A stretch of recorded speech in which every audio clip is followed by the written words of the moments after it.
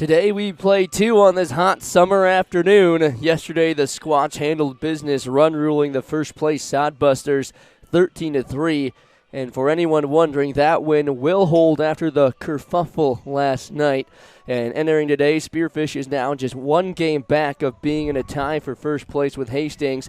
But after today, they could have sole position of first place. It's the Hastings Sodbusters and the Spearfish Sasquatch live from Black Hills Energy Stadium. As we welcome you into the press box, I'm A.J. Reister. I'll be joined by Aiden Wirtz, our producer, director, part-time color commentator. It is scorching hot today. There's the smell of sunscreen is in the air, probably because you just put it on. Yeah. but but it is really hot out today, so everyone's headed to the shade. We play two. It'll be weird. This is this first game. The Sasquatch will be the away team because we're making up the game that was supposed to be played in Hastings in that first week down there against the Sodbusters. But a quick recap of last night. Great outing from all of the boys. Offense, the pitching staff, it was great. 2 home runs from Jordan Bowman, breaks out of his slump. Great outing from Caleb Hoppy. Some controversy there in the 6th, but at the end of the day, all is said and done. It's a win for the Sasquatch. They move within first place they may move within one game of first place. But how do they turn the page today, Wirtzy, and get ready for a doubleheader? I think you have to pace yourself, and I'm not saying to start slow, but you are about to play 14 innings. You're not playing 9. So I think you have to come out of the gate firing, but also know that you can't just give it 120 right now. You kind of got to go like 100-100. Make sure you split it up and give yourself a rest. It's hot. We got Gatorades up here. Again, we haven't had them in a while. It feels really good to have the electrolytes in the body. Pace yourself, but also remember that you are about to play a team and kind of, give your shot at first place. It's a big and important day with 3 more games in this home series. 2 of them will be played this afternoon. First pitch to Lucas Torelli, leading things off for the Squatch in center field, is upstairs for ball 1. The starting pitcher for the Sodbusters is Brock Cross. Will also be hitting today. putting on his best Shohei Ohtani impression, as Jordan Bowman did just a couple of days ago. Here's the 2-0 to Torelli. Pulled foul. Just to the right of the foul line. The rest of the defense behind Cross. Starting in the outfield, it's Jackson Crane in left, Luke Causey in center, and Cooper Harrell in right. Along the infield, going left to right, is Weston Johnson, Christian Loera, Drew Vega, and Ryan Jarvis. Behind the dish on a hot and steamy day is Graham Hilton. The batting lineup, of course, Lucas Torelli's at the plate. He'll be followed up by Owen Michelson and Kyle Finn. Heart of the order is Seth Nelson, Sam Kwapnowski, and Jordan Bowman. And rounding out the starting 9 is Peyton Fort, Ben Foyer, and Nick Work. AJ, you know, we've talked about it day in, day out. It will be tough to lose some of these guys eventually, but, man, it would feel good to win this series with them. The 3-1 popped up and fouled away into full count. And especially the bats that you are losing, especially in Peyton Fort and Nick Work, but some big arms as well. Tyler Russ is going to be leaving. Gio Masterosa, one of the catchers in this three-headed backstop, will be on his way. Full count and a swing and a miss as Brock Cross strikes out. First pitcher he sees out of the Sasquatch lineup. Yeah, Torelli's been pretty solid. Had 2 doubles yesterday, last night for the Squatch. Of course, some more doubles later in the game from Sam Kwapnowski as well. But back in the lineup tonight is Owen Michelson. He had the Squatch's first home run of the year. And, AJ, you touched on it every single game after that first series. So much pop in Hastings, just couldn't get the ball to drop. Finally, it's kind of found a little bit of a rhythm here in Spearfish. Well, Owen Michelson was probably the biggest victim of that down in Hastings. Yeah. I think the overall consensus was that he probably had the best week down there, and yet he had no hits to show for it. Yeah. He was barreling everything he saw, just couldn't find any grass, but that's really changed as of recently. Now hitting .308 on the season. He has 15 RBIs and 15 runs, and has 4 doubles and a home run, like you said. Here's the 2-0. Lifted out to right field, giving chase is Harrell, and he'll get underneath it in front of the warning track for out number 2. Pretty easy routine play right there. Went a little bit further than I thought at first. Yeah, wind isn't a huge factor today, but it is blowing a little bit. What I wish would blow a little more is this fan. It's not bad, but Palm Air, I'm sure this brand is not super new. No. Looks like it's been through the ringer. Yeah, it's been here for a few years, it looks like. If you guys obviously can't see it, we wish we could show you, but it's got the words fan on the fan. So in case we didn't know. Yeah. Kyle Finn takes a breaking ball over the heart of the plate, and it's 1-1. Finn, as we've mentioned since he's gotten here, and especially these last few weeks, biggest bat in the lineup. Hit his 5th home run of the year last night. Leads the league in slugging, OPS, and home runs. From Coronado, California, attends Saracosa Community College, alongside a lot of the guys in this lineup, including the head coach, Justice Scott, who was the head coach over there.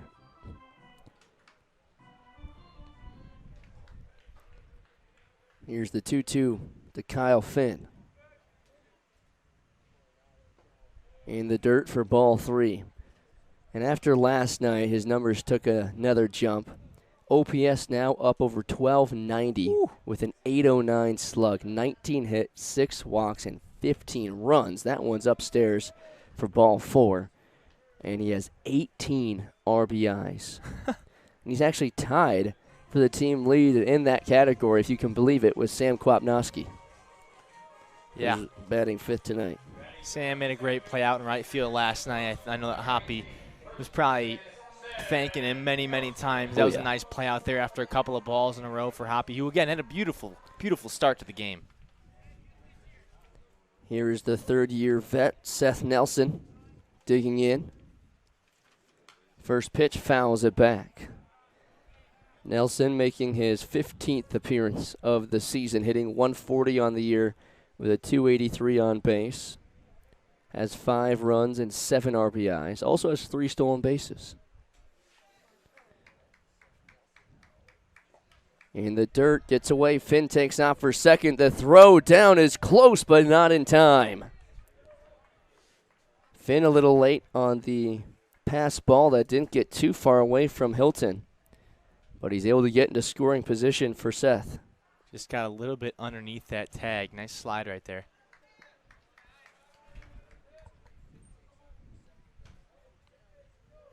Here's the 1-1 on Nelson. Ground ball left side, stopped by the shortstop, Loera. The throw across the diamond is in time to get him for out number 3. The Squatch get a base runner on.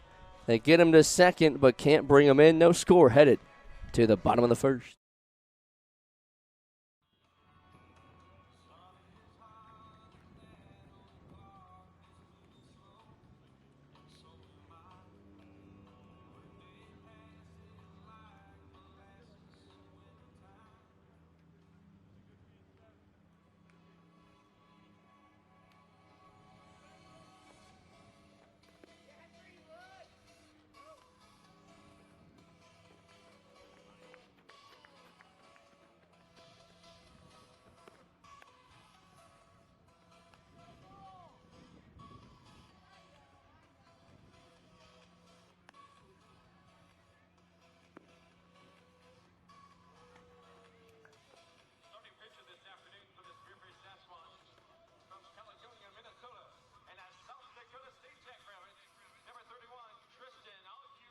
Road.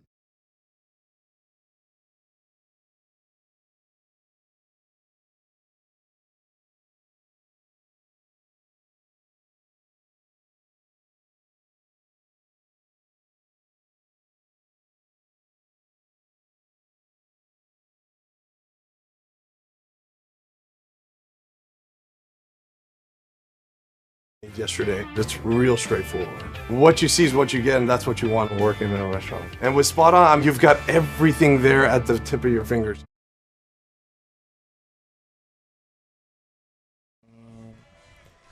Leading things off for the Sodbusters is Christian Loera. He'll be followed by Drew Vega and Luke Kazi. Heart of the order is Brock Cross, Ryan Jarvis, and Jackson Crane. And rounding out the starting 9 is Weston Johnston, Graham Hilton, and Cooper Harrell. Taking the mound for the Sasquatch is the 6'8" redshirt freshman from Caledonia, Minnesota, Tristan Aguedal. And yes, I said 6'8", and he looks every bit of 6'8". Yeah, you wouldn't catch me reading 6'8" off my sheet until you stand me on a bed. That's about it. Here's a blooper out to center field, and it drops in for a base hit. Christian Loera on for the Sodbusters. And I interviewed him, I want to say last week. And I literally was looking straight up. And yeah. He's more than a foot taller than me, and you can do the math on how tall I am then. But he is a mountain of a man, and he throws the ball hard from the left side, which are 3 things that when you put them together, it's a pretty nasty combo and makes a really good pitcher. And Aguedal's got the numbers to back it up. A 2.89 ERA in 3 appearances. Got a couple of wins under his belt. He's allowed just 3 earned runs all year and has 18 strikeouts, including a 12th strikeout appearance last week in Oahe. One of the best performances out of a starting pitcher this summer. Comes set with the 2-1 to Drew Vega. It's upstairs for ball 3. Now, Vega yesterday went 0 for 4, did have an RBI.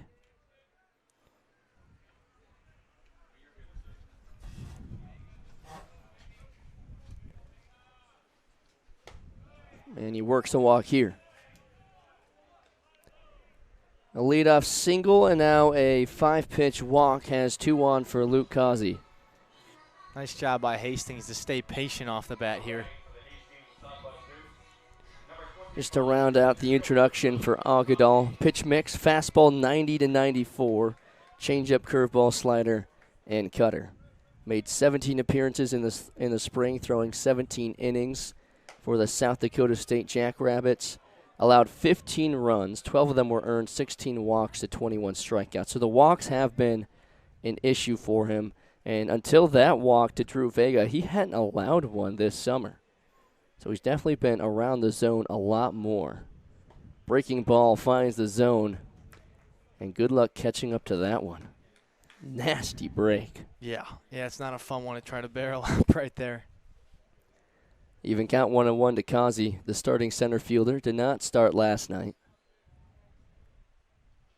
Breaking ball misses low and in, 2-1. Of course, that fastball is going to be his main pitch, and when you can throw it as hard as he does at this level, it's going to play really well against these hitters. But, of course, the breaking ball, of course, when he has that stuff to throw, is exactly what he wants to throw in a situation like this with 2 strikes and a ball to give to produce some swing and miss stuff. See if he goes back to the fastball, though, 2-2. Squares to bunt, pops it up, it's down. Michelson comes out from behind the plate and throws him out for out number 1.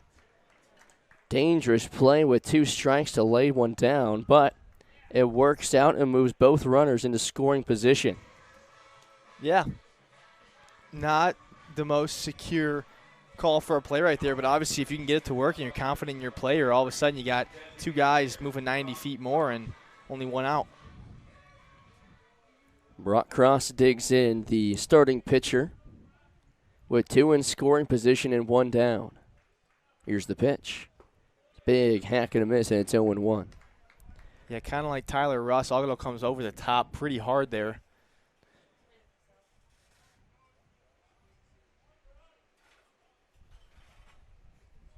Long look in. Now comes set. The 0-1. Ground ball right side, but just goes south of first base. And it's 0-2. Cross, a freshman from Lake Havasu City, Arizona, will be attending Washington State in the fall. Hitting .244 on the year.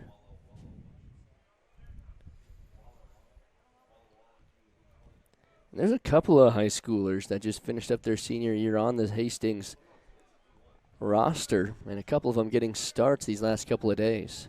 0-2 is cracked to center. Torelli takes a couple of steps, makes the catch for out number 2. The throw to third is not in time, and the sac fly drives in the first run of the ball game. Vega advances to third. And it brings up Ryan Jarvis with an insurance run 90 feet away. The Hastings Sodbusters crack the scoreboard first, just like they did last night.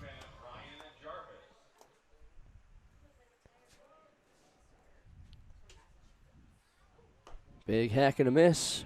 Jarvis, a sophomore from Macomb, Michigan, attends Saginaw Valley State. Did start last night for Hastings, went 1 for 2 with a walk. That one just misses upstairs.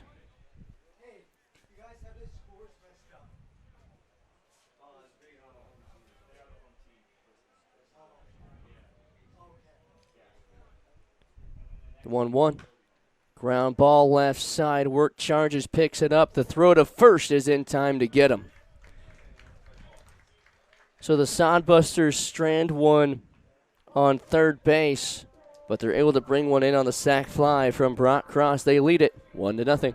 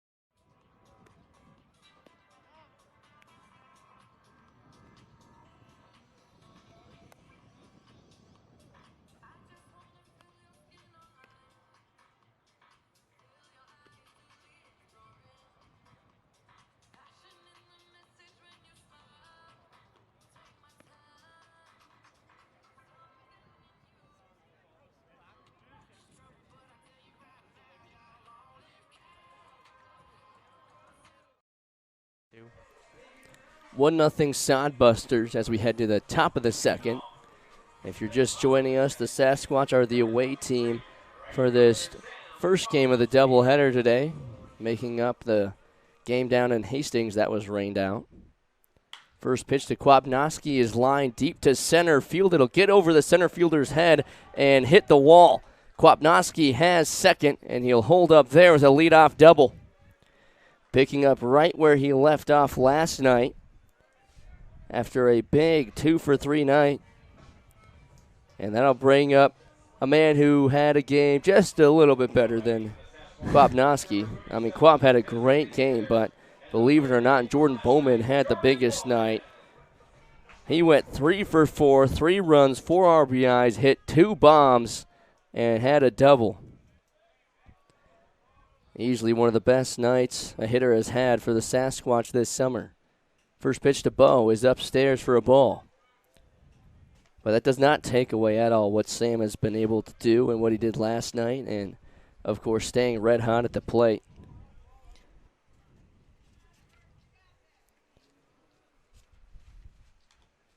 Fouls it off on the check swing, and it's 1-1. Yeah, AJ, it wasn't Bowman that was up here, but it was Hoppy that I believe was talking to Bowman before and said Bowman had verbally said that he wanted to have this game. This was his game to have, and obviously it was absolutely his game. Player of the game as well for 3-7 for the Sasquatch. And I heard after the game that apparently Bowman asked Furry to do some voodoo magic on his bat, so Furry wiggled his fingers over the bat before the game, and it worked. So I told him to make sure he keeps doing that. All right, so Furry's got voodoo magic in the fingers. I guess so. Okay. And then I asked Kyle Finn, so what do you do? He said, I just show up, man. Hey, listen. I just show up. Some people show up and some people get blessed by furry fingers. Okay? Exactly. That's all it is. Shout out Will Furry. He's getting the start in game 2 today. Hopefully it doesn't take him away from doing his voodoo magic on Bowman's bat. Yeah, right. We're doing voodoo magic on the mound. Yeah. On the ball, just looking at his mitt. Yeah, exactly. 1-1 to Bowman. Breaking ball. Misses inside for ball 2. Bo is 6'5", redshirt sophomore from Las Vegas, Nevada. And another Saracoso Community College player for Justice Scott. The 2-1. Crack to center field, long run for Kazi, and it is over his head. Kwap had to wait for it. He'll round third. Bowman coasts into second. The throw in is in time to get him. Close play at the plate. Kwap thought he slid under the tag, but a great feed from Drew Vega, who is the cutoff guy, in shallow center. And they call him out at the plate.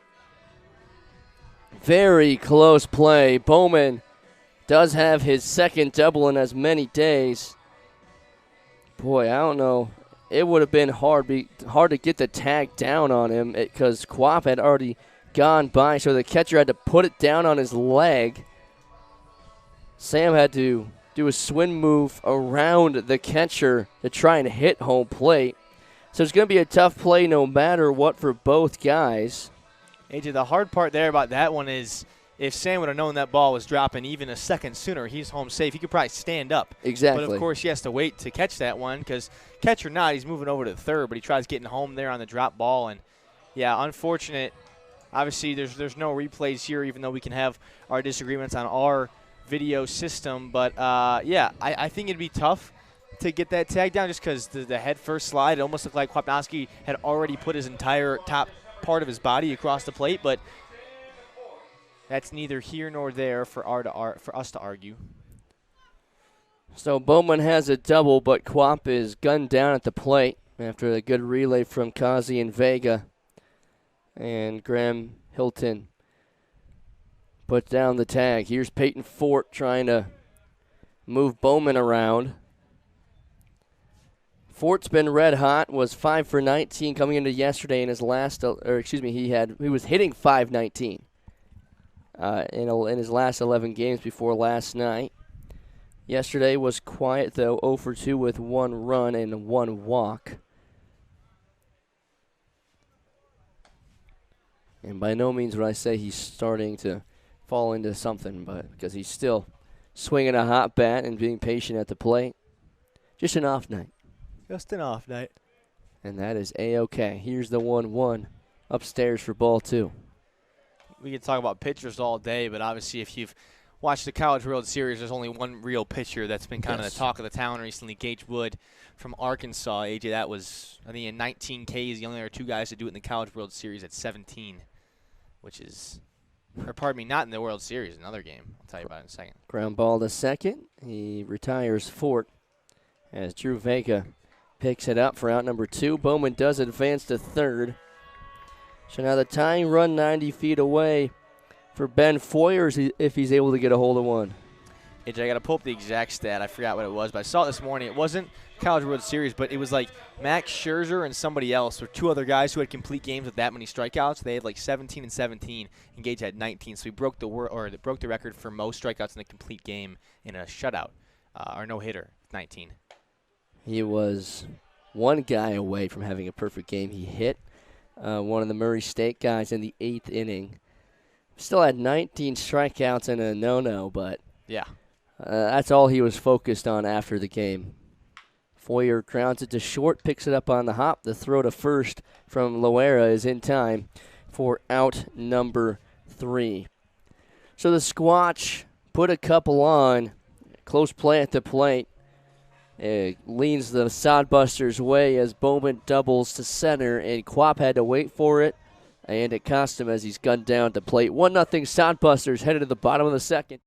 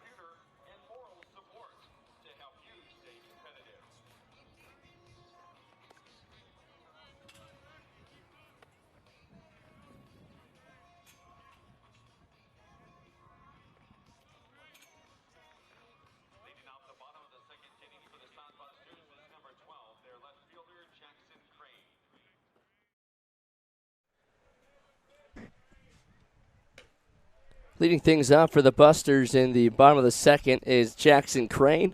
He'll be followed by Weston Johnston and Graham Hilton. Agudal starts him off with a ball away and comes back with a foul ball, and it's 1-1. Jackson Crane, the sophomore from Russellville, Arizona, attends ASU Mountain Home. Did not play last night, but getting the nod in game 1 of this doubleheader.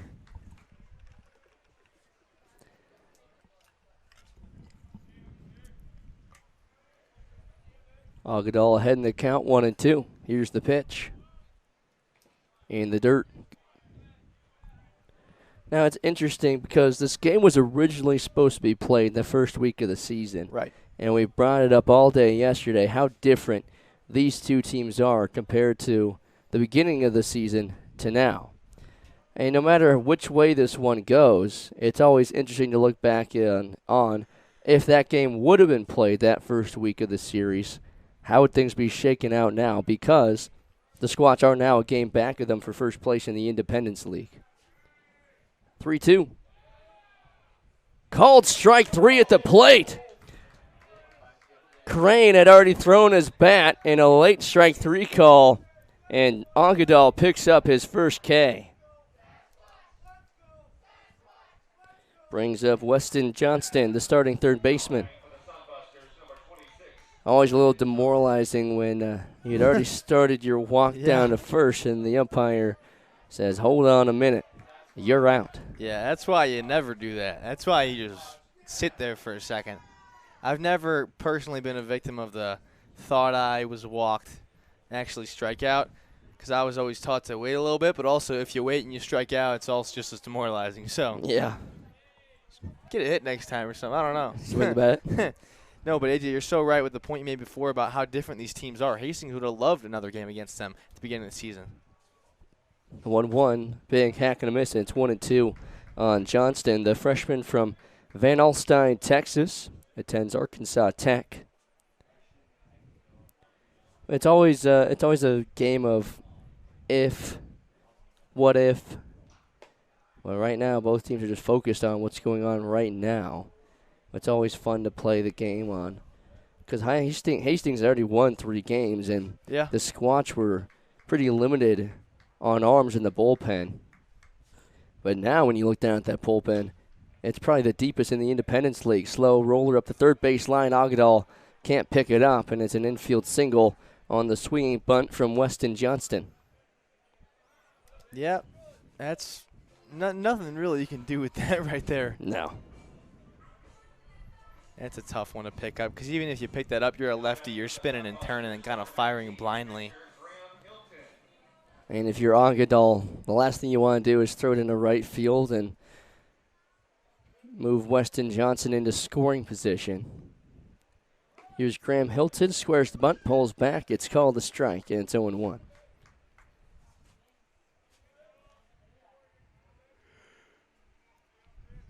Hilton came in the game yesterday to pitch the last third of an inning.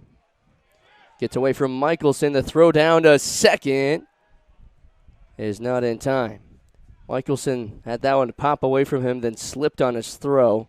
Still a good throw, but Johnston was already off. Yeah, that's like a throw or a shot you have in a game of horse or pig off your butt right there. Trying to get it down to second. Even count on Hilton. And Michelson's thrown out a lot of guys, leads the league in putouts. This one skips away from Michelson, and Johnston advances another 90 feet. Kind of an interesting day for Michelson so far. We haven't really seen this too much from him. He's been pretty consistent on blocking balls, keeping them in front, and having one of the more dangerous arms behind the backstop, usually as the backstop in the Independence League. Gets away from him again. Here comes the play at the plate, and it skips away as Johnston goes first to home on 3 straight pass balls.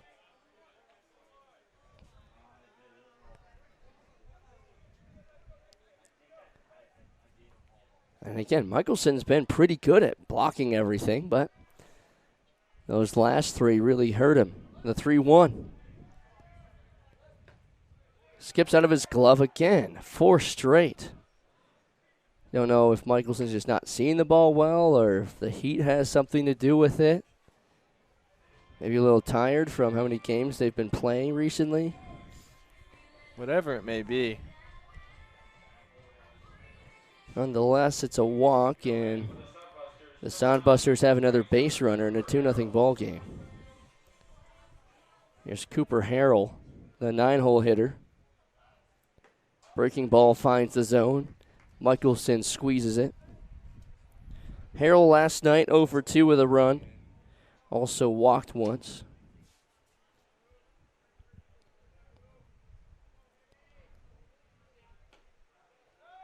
Just misses outside.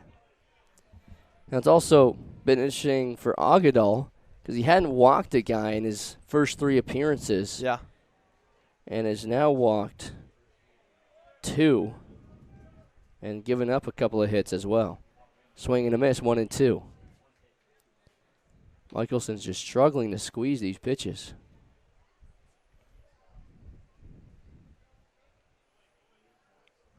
Maybe he's getting crossed up a little bit with how much break Agadal has. 1 and 2. Upstairs, 2-2 on the fastball. Yeah, I'd be hard-pressed to think it's anything to do with speed, even though Agudal does throw in the 90s. Just because, I mean, Michelson's caught 90s before. And I'd assume he's caught him in bullpens before, too. Runner takes off. That's a strike on the outside corner. The throw down is in time. Strike him out, throw him out. And Michelson erases everything else with that throw down. Yeah, it doesn't matter how hard or how little you squeeze it or how many times you let a pass ball. If you can still throw them out, pretty solid stuff right there. Of course, too many pass balls lets up 1 run for them that inning, but they mitigate the damage, keep it to 2. Owen Michelson guns him down. That's Graham Hilton who's picked off. Cooper Harrell goes down looking. It's 2-0. Sodbusters headed to the third.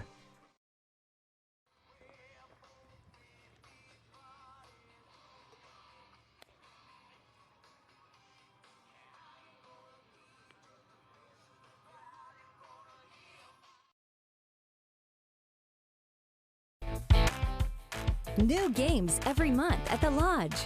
We are constantly updating our gaming floor with the latest fun games to keep our guests entertained with new games every month. For the freshest selection of slot machines in town, make the Lodge at Deadwood your gaming destination. The locals' choice for gaming excitement with the newest games is the Lodge at Deadwood Gaming Resort.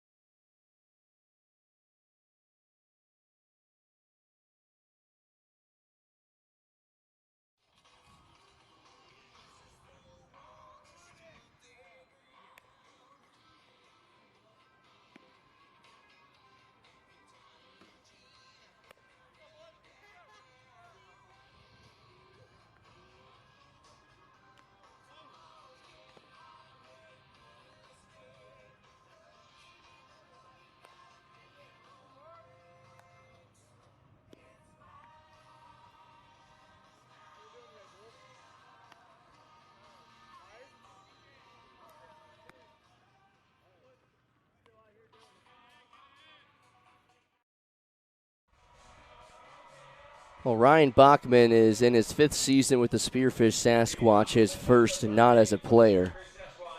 And he was leading the charge down the dugout. He huddled up all the guys. And, of course, we have no idea what was being said. But after the meeting was done, everyone seemed to be in higher spirits. Everyone's up on the top step of the dugout. So I don't know if it was just a rally cry on a hot day like today. But Bachman down there continuing to learn his new role as an assistant coach, but still definitely one of the guys in the dugout. Here is Nick Work, the starting third baseman, pulls it foul. It's 2-1. Work, a 5'10 freshman from Madison Lake, Minnesota, attends South Dakota State University, is hitting .289 this season as he takes upstairs for ball 3. Work last night went 0 for 2 with an RBI. And trying to lead things off with the top of the order due up next, and Lucas Torelli. Takes, but it's called a strike. And it's a full count.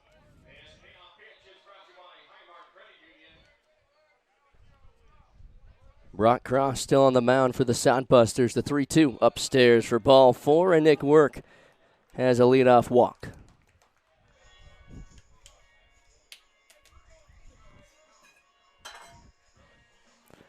Here's Lucas Torelli, struck out his first time up.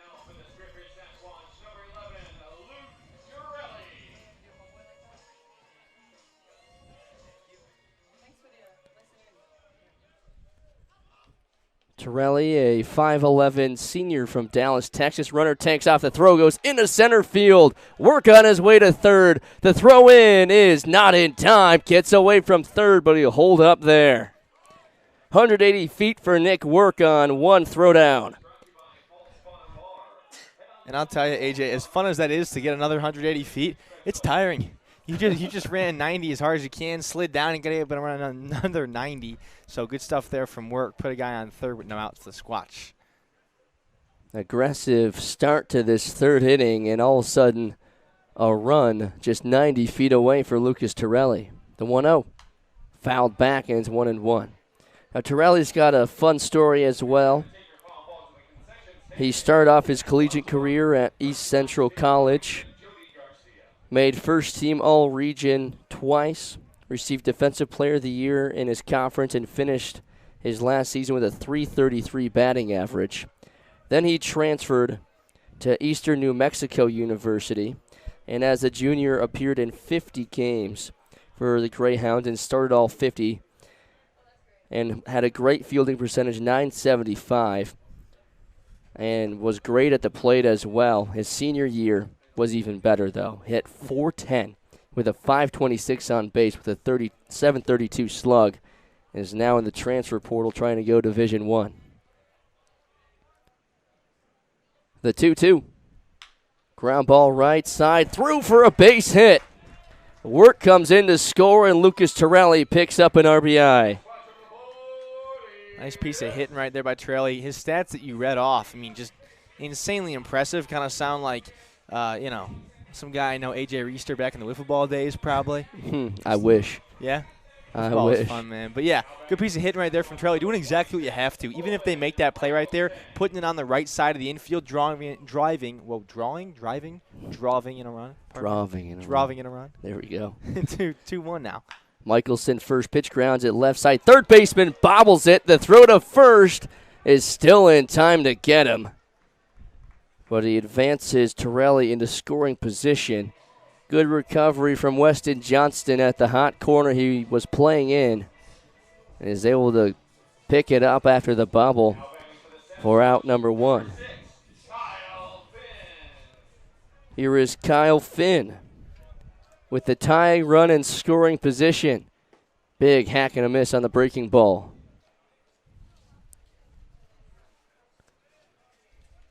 Kyle's also bounced around quite a bit in his career. In his second season with the Sasquatch, but he actually started off not playing college baseball, just went to San Diego State to study. Yeah. But then got the love for baseball back again, went the JUCO route. Ooh, check me swing is fouled off. It's 1-2. Played JUCO ball at Southwestern Community College, but decided to go back to San Diego State and played club ball, where he absolutely raked, hitting .439, .520 on base, 40 RBIs and 9 home runs. Got the call from Barstow Community College. He played there for a couple of seasons, and then Saracoso and Justice Scott came calling, and he played in 37 games last season for them and hit .410 with a .476 on base, 49 RBIs, and 8 home runs. But he strikes out here for out number 2, and that is the second strikeout for Brock Cross. And now Finn going to play at Georgia Gwinnett College in 2026 with Peyton Fort. But he's moved around quite a bit. And another guy that's moved around a lot is Seth Nelson, but when it comes to summer ball, he has stayed in one place, and this is his final go-around with the game of baseball. And his third season with the Sasquatch, just finished up his final collegiate year at Lewis at Clark University. And when I asked him about we've been calling it the last dance for him. Last dance. When I asked him about it, he said, this season, I'll just let the numbers be what they are. I just want to be a role model for the younger guys and have fun my final year. Gets away. Torelli takes third base, and now the tying run is just 90 feet away. And a big spot for Seth Nelson, who's been struggling, has a 140 batting average, but did have a big extra base hit in the series against Oahe at home. And had one of the first big hits for the Squatch in Hastings, that one triple the other day before Foyer had the other one. Yeah, Nelson for a long time had the only one. Ball just scoots away, but not far enough for Torelli to try and tie the game. And Nelly's got some pretty sneaky speed. That he does. He has 3 stolen bases on the year, has one of the 2 triples, and plays a mean first base as well. Here's the 3-1. Popped up to the left side. In comes Crane from left toward the line. He'll make the catch for out number 3, and the Squatch strand the tying run at third base. 2-1 Sodbusters headed to the home half. You're watching the Sodbusters and the Squatch live on YouTube.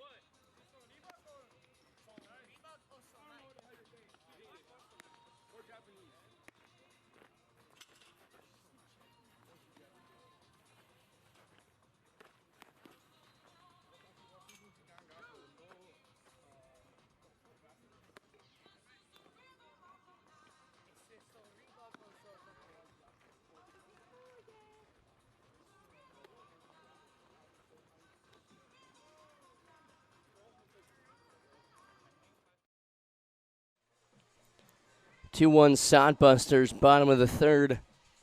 And leading things off for Hastings is the top of the order, Christian Loera. Singled and scored back in the first.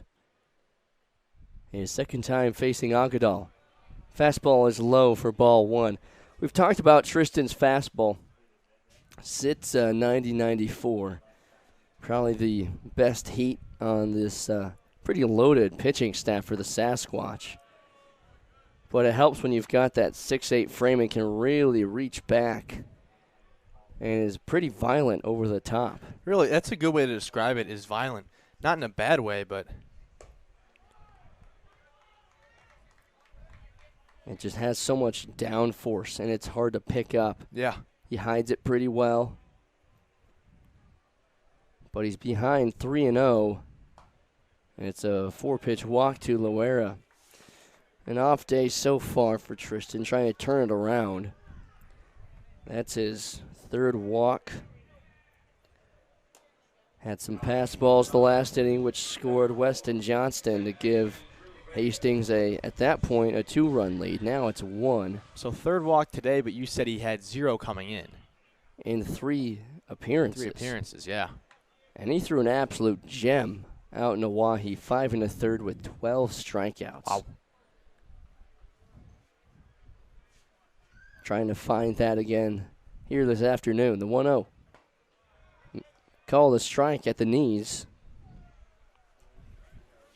Drew Vega walked his first time up. Was able to get around to third, but was stopped there.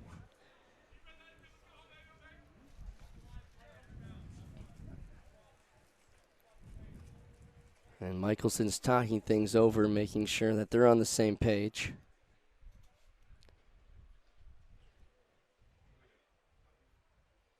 Words of encouragement for his young pitcher.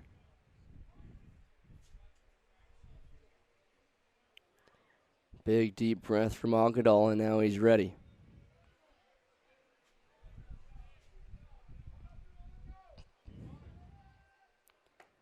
Pops out of the glove of Michelson, just gets up and away. And Michelson's also been having an off day. I don't know if he put extra padding in his glove or what. Or extra Vaseline. You can't really tell. It's been tough for him to squeeze any of Agadal's pitches. 2-1. Squares to bunt, puts it down up the third base line. Work comes in, fires across the diamond for out number 1. But he does his job, advancing Loera to third. Only 1 out here, too, for Hastings. A nice opportunity to get a third run on the board. We've seen them bunt a fair amount, at least show bunt, but bunt a couple times in the past couple of games against him. Here's Luke Kazi. He put down a bunt last time as well with 2 strikes. With 2 strikes. Very, very dangerous play, Pretty but gutsy. it worked out for him. Big hack and a miss, not bunting here on the high fastball.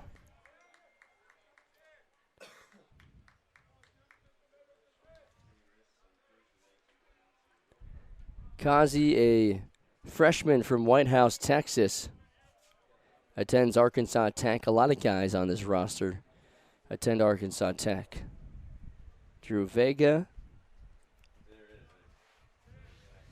Luke Kazi, Weston Johnston, Jacob Boldoin, Brock Cross attends Washington State. There's about 4 or 5 guys on this roster that attend Arkansas Tech. It's like the Saracoso for Spearfish. Yeah. The 1-2.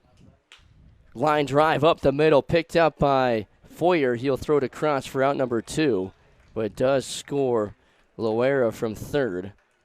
Tristan Algadal had to get out of the way of that one as it nearly caught him.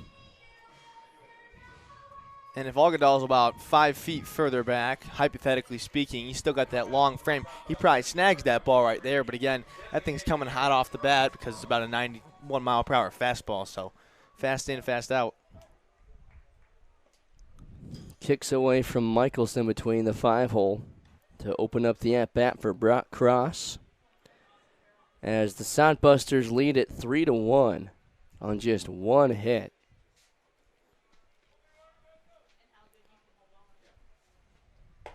Upstairs for ball 2.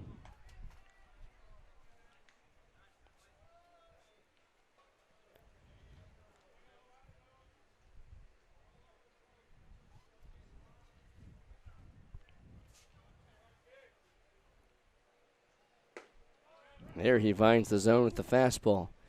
And he's been trying to mix in that breaking ball a little bit here and there, but for the most part, he's been actually missing with the fastball. 2-1. Upstairs for ball 3, misses again with the fastball.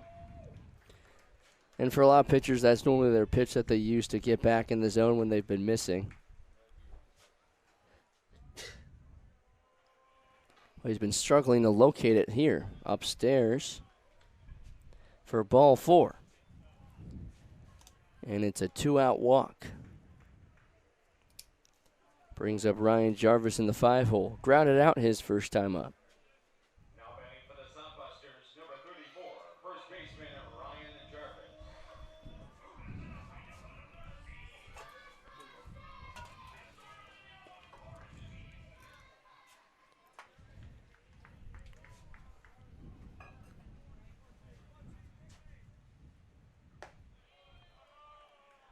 Still struggling to find the zone.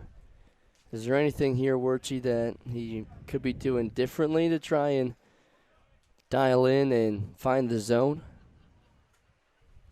I think one of the biggest things. Crack to right center. Drops in for a base hit in the gap. Cross on his way to third to throw in. Will be cut off, but it goes over the cutoff man. So Jarvis advances to second on the throw, and that puts 2 in scoring position.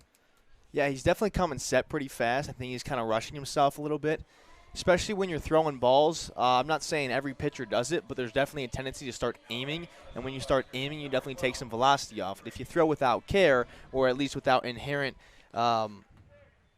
process going through your brain, then you're probably throwing a little bit more accurately. Trying to overcompensate. Right. When he's missing. Right. Does find the bottom of the zone, and it's 0-1 to Jackson Crane, who struck out looking his last time up back in the second. Sodbusters trying to tack on a couple more here with 2 outs. The 0-1.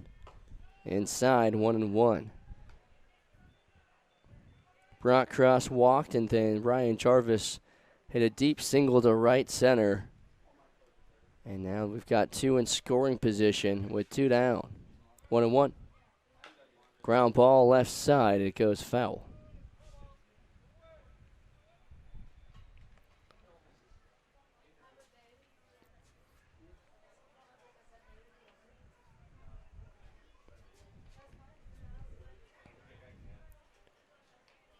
Squatch a game back of first place. The Sodbusters are the only thing standing in their way from taking sole possession. A win in game one would tie. The 1-2. Fouled off, heads up. Oh, nice play by the umpire off the carom. Still got it. Get him a bat and a glove. Yeah, right. He's back there just for fun. You don't see the 16-inch softball games he plays on the weekends.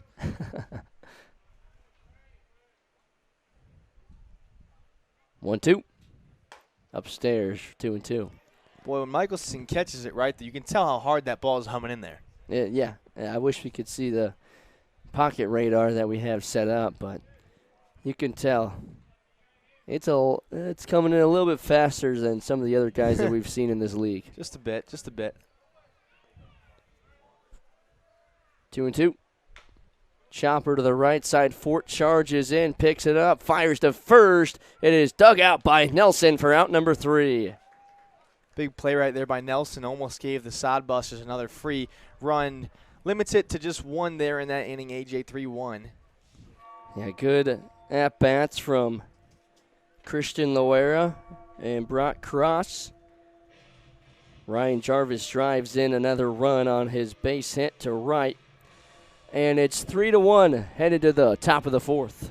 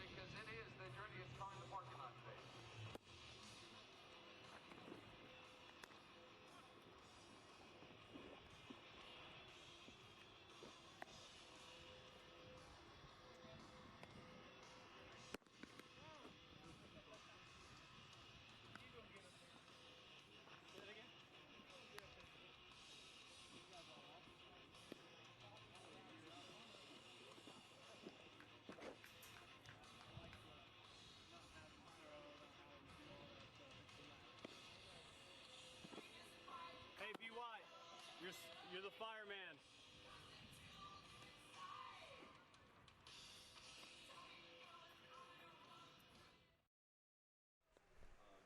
3-1 Sodbusters, top of the 4th. Due up is Sam Kwapnowski, Jordan Bowman, and Peyton Fort. Now joining us on the headset is one of the interns here in Spearfish, Cooper Smith. Coop.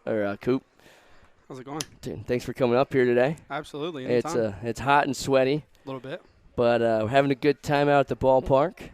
It's always a good time here at Black Hills Energy Stadium. Oh, always a good time. Got Bark at the Park here for game 2. How are you guys preparing down there for all these dogs that are going to come in? There's a lot going on down there right now. We got some water buckets out for the dogs because it's a warmer day here in Spearfish.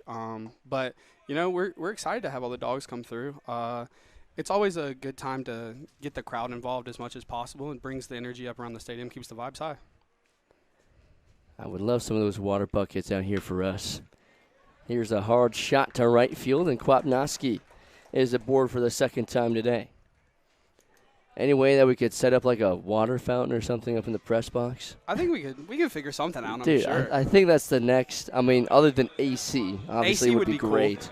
Hey, but we have a fan. We do have a fan. We have a fan. Which definitely helps when it's turned this way. Here's Jordan Bowman, doubled his last time up. Breaking ball cracked to center field over is Kazi. He makes the catch for out number 1. That goes straight to somebody, but Bo's hitting the ball well. He has been. He's hitting barrels. He in the series. That's his first out in the series, I believe. I believe he's 4 for 5 with 4 extra base hits this series. Yeah, he has been red hot over the last couple of days. Thought he had an RBI, but Kwapnoski was thrown out at the plate on a controversial play. I think more than anything, Coach down there, he was looking for obstruction, I believe. You think so? Here's Peyton Fort. It's called a strike on the inner half. And going back to that play, I mean, the throw did not beat Quap to the plate. No. But Sam had to go around him to get to home plate. So there's definitely an argument there for that. But I also don't know if he actually ever applied the tag. Here's a high fly ball to center. Kazi comes in for out number 2. I think those are tough there when, especially with only having 2 umps, it's a tough call because he went to the second ump, but the second ump can't really see what's going on there. So it's really whatever the decision is on the field is going to stay. I get the argument, but whatever the call on the field is going to stay, and there's not much that you could really argue on that play specifically. Here's Ben Foyer, the starting shortstop, after back-to-back flyouts to Kazi in center. And looking back on the replay, which we're lucky enough to be able to watch the replays back on the phone that Aiden's got pulled up with the broadcast. Obviously, we can't actually show the replays on the live broadcast or actually give the umpire a replay. But it looked like that Hilton, the catcher, never actually applied the tag, that Sam went by him, and he spun around trying to get the leg. But it was tough to see if he actually got him. And if it's tough to see from a replay, then it's probably pretty tough to see in real time. Yeah, it's too. even tougher to see in real time, and it's one of those where the catcher could have had some obstruction going on, but also it's one of those plays where Blue also can't see the plate there because there's a lot going on around the plate there. So Foyer fouls it off. That's why we need more good umpires, more training and all that stuff. Why umpires should get paid more. A lot of umpires, especially in the big leagues, they're still working part-time jobs on the side to make ends meet. Yeah. Also, same thing with like the NFL. A lot of them are doctors and things like that in their pastime. Foyer strikes out looking on a breaking ball that just caught the top of the zone. He can't believe it. A couple of words for the home plate umpire, but he'll make the slow stroll back to the dugout. The Squatch strand a runner on first. It's 3-1 Sodbusters headed to the home half.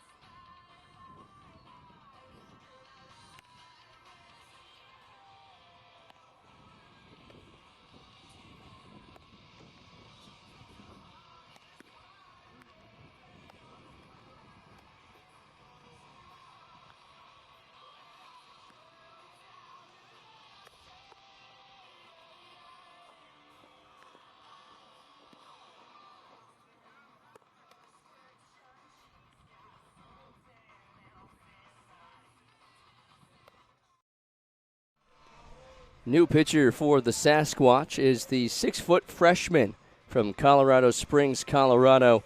Tyler Russ attends the U.S. Air Force Academy.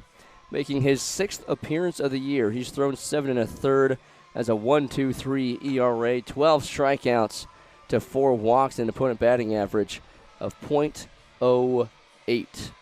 Now, Tyler was the center of the controversy last night as he supposedly wasn't on the opposing lineup card, and he pitched an inning. But at the end of the day, win's a win. Hastings can't ultimately challenge that. It's in the rule book. It's not really a thing. So it's more of a common courtesy is what's been going around. But nonetheless, Tyler Russ in the ball game. Hard ground ball. The short Foyer picks it up. The throw to first got him by half a step. Yeah, Tyler's he's an interesting guy, interesting pitcher. It's a bit of a funky delivery coming from the right side because it's similar to Tristan, who they saw first. It's a lot of over-the-top action, but it takes a while to get there. That plant leg, it gets down quicker than that arm comes forward sometimes, and I think that could be tricky for hitters to see, especially out of the hand. And we've compared it to, especially when he comes down over the top, it looks more like a pull down, like it's something you do in practice. And a lot of times they'll measure the pull down for how hard you can throw a baseball just when you're planted and you just are straight up, your feet are planted, and then you just pull down with your right arm or your left arm if you're a lefty pitcher to see how far you can or how hard you can throw without moving your legs. But he's doing that motion with full force moving forward towards the plate. It gets him a little extra oomph on it. I think it helps with his breaking stuff as well because you can see on that slider that he throws, it has some heavy movement to it. It's coming out. If he wants to put it in the bottom right corner, technically, it's coming out of the opposite side, and it'll get there in a hurry. He credits a lot, and you're absolutely right. He credits a lot of it to helping him get some extra rotations. And when he's able to put a little bit more pressure on his middle finger, gets a lot of rotations and a lot of break, especially late. And we see that from his curveball a lot, that it'll start over the top and going straight and just break at the last moment. 3-1 is the count. Called a strike at the top of the zone, and the count goes full. Tyler's leaving us soon, though, so not a great feeling to lose somebody. No, a lot of guys will be leaving within the next week and a half, with the halfway point coming up. Shot foul, and we'll do it again, 3-2. He is going to do some military training, though, so, going to Air Force and everything, he's got to do that. So you can't hate on the guy for working for our country, We had him up for salute to service night and talked about what he's done, but also what his family has done. Both of his parents graduated from the Air Force. His sister just graduated a few weeks ago. As he nails Graham Hilton here. But it's been really cool to get to know him and his story with his whole family. Of course, his whole immediate family going through the Air Force, but also extended family have been part of the Navy, the military, and other armed forces branches. But, again, congratulations to his sister who just graduated there a few weeks ago. Absolutely. Notable arms have come through Air Force as well, so, there's always that outlook as well, And he's looked pretty good this summer, but hits Graham Hilton, puts a runner on for Cooper Harold, the 9-hole hitter. That's going to draw the infield in. Nick Work is the only infielder that comes in for this conversation. Wondering if he's seeing something. Work's another one of those guys that are hot, too, that could maybe get us going here, top 5. I don't know where we're at in the lineup coming up next, but it will be Nick that's leading off. Yeah, Nick Work's one of those guys. He was had a slower start to the season as well, as most of the guys did, I think. A lot of that had to do with not being at home a ton. But he's got it rolling here at this homestand, so. Upstairs for a ball. The throw down at first is not in time. That's probably what the conversation was. Looked like a true pitch out. Seeing if Graham Hilton was going to try and steal second. He did his first time up, and Michelson was able to throw him out after he walked. Breaking ball misses in for ball 2. How are you enjoying the time out here, AJ? You know, It's a in great Spearfish? time. It's a great time. I mean, you got a great backdrop. We talk about it all the time. It's a great backdrop. Team's hot. And on days like today, there's nowhere else you'd rather be. Popped up to left, Finn's underneath it for the out. We have a little running joke between the interns. Kyle Finn is Aaron Judge Jr. It's a big guy out there in left field. Yeah, we have a couple of tall guys. Tristan, 6'8". Kyle Finn's right around 6'7". I know we have a player coming in next week who up at 6'5". Jeez. So And you look at Jackson Peters, he's up there as well, around 6'5". Just a bunch of tall dudes kicking some butt on the base paths and on the diamond. There's a strike to start off. The leadoff hitter, Christian Loera, with 2 down and a runner on first, back to the top of the order. He's 1 for 1 today. Singled and scored in the first, walked and scored in the third. Slow curve, misses low. I mean, you can really see with that one, though. I mean, it had a lot of bite there late on it. Would love to know what his rotations are on that ball when it comes out of the hand. Russ comes set. Hot shot to short. Gets through Foyer and into center field. Hilton on his way to third. He'll hold up there, and it's runners on the corners. After the base hit from Christian Loera. Hard shot to Foyer, trying to pick it up on the short hop, and it just snuck right through him.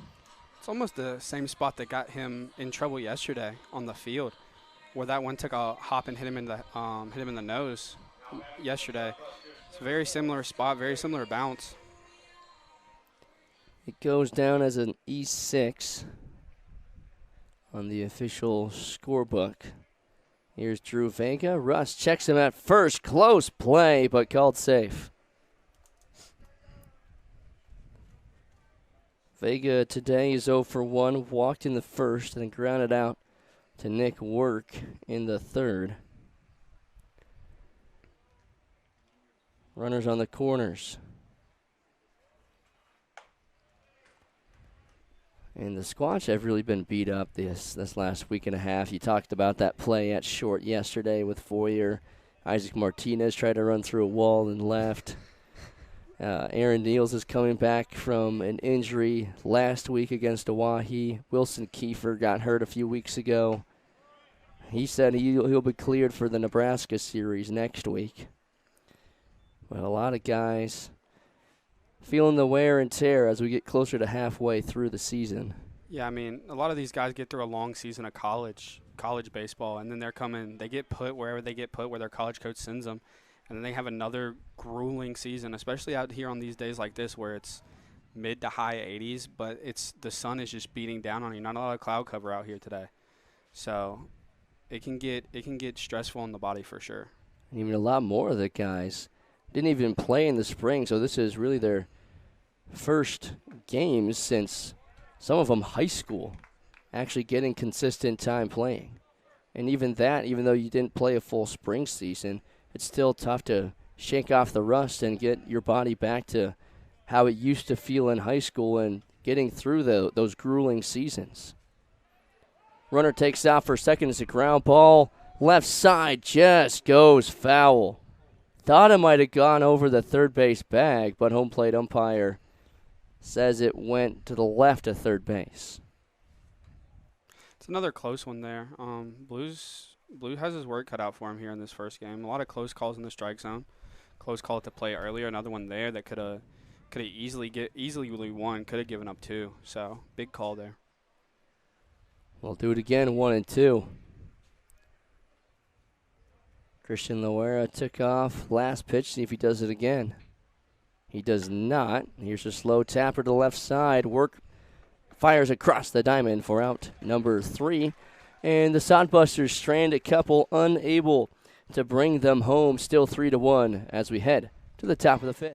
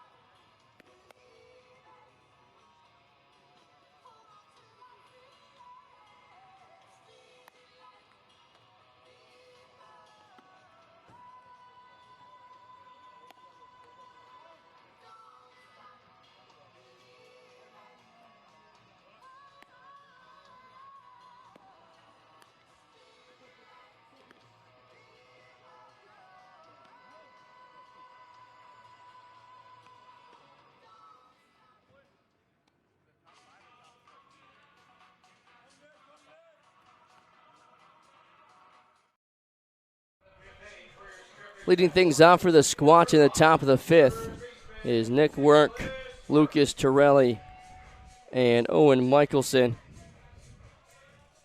Right guys up here to get a little rally started for us. First pitch to Work is a breaking ball behind his head. Dropped the bat in time. It's ball 1. Work today, he walked and scored in the 3rd, and that's been it at the plate. Not a guy with a ton of pop, but he's in the right spot to do what he needs to do. He gets on base. Really efficient, and runs the bases super well. Arguably the fastest guy on the team. Away for ball 2, and he showed it off his first time up. He walked and then took off for second, and the throw was airmailed into center and was easily able to swipe third base as well. There's a 4-pitch walk. I think he's definitely one of those guys when other teams are looking at us when we get to play them, is one of those guys that you want to keep off the bases as much as possible because he does the most damage when he's on the bases. This season, Work has scored 15 times. So you're absolutely right. When he gets on the base paths, he is a problem. He's going to draw a quick meeting on the mound. The Sodbusters shortstop, the only infielder that comes in, Christian Loera. Torelli up here, he's one of my unsung heroes for the team this year. Came in a little bit late and just exploded onto the scene for us. He started hitting in the leadoff and hasn't stopped since. Just hits gaps, does what he needs to do. The ideal leadoff hitter. Had an RBI single his last time up. He's 1 for 2.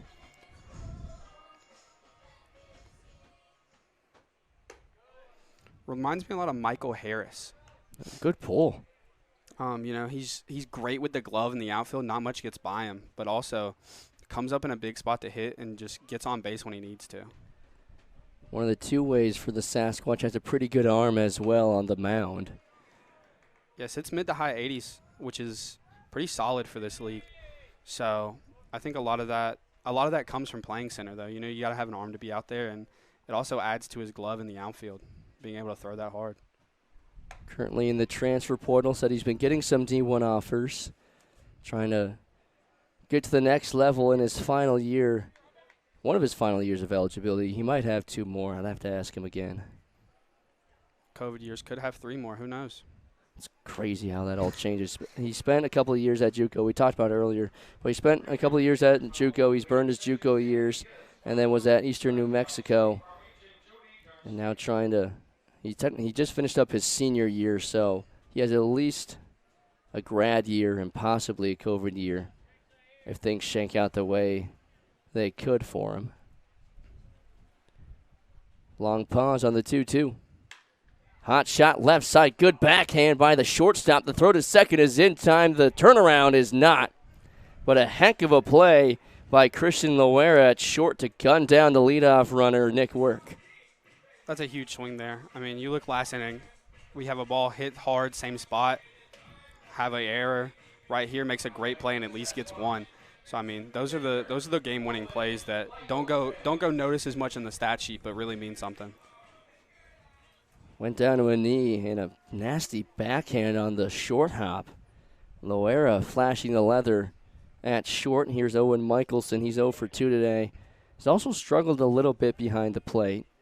Did throw out a guy, but a lot of those pitches from especially Agadal popping out of his glove. Some of the interns were talking about that early on. We couldn't tell if it was from the funky delivery that Tristan has, just coming all the way over the top, and it's hard to see out of the hand even for a catcher. But it was definitely a little shaky early on, but he did get that huge strikeout throwout at second, which sent us to the bottom of the 3rd, I believe. Top of the 3rd. We are the away team first game. It's weird, isn't it? So weird. These doubleheaders that were making up games. Throw to first, not in time. We had one like that against Oahe, but we started in the 4th inning. We're still the away team. That was even weirder. Yeah, I mean, you come into the game, 4th inning, 3-2 count, runner on first and second. But Torelli came up huge right there with a one. That was the quickest inning of baseball I think I've ever seen in my life. Yeah, one pitch. One pitch, 1 out, inning over. So And then obviously the boys went on to rally, win that game 12-4. Yeah, they were down by 2 going into that game and rallied and buried to get another big win. And we've talked about it all day, and especially coming into this series, the Squatch now 1 game back of first place. A win in Game 1 today ties them for first place with the Sodbusters. If they can win 2 today, they will be in sole possession of first place. You don't need 2 today, but getting 2 today would be huge. You know, we do have that series against Nebraska coming up before the half's over, which I would favor us in. I would favor us in taking at least 2 out of the I believe it's a 3-game. Yep, 3-game series. I believe in us to take home 2 of the 3 there. So as long as you're going in at least even. Ball gets away. Torelli was already off for second, but it's ball 4, so that puts 2 runners on for Kyle Finn.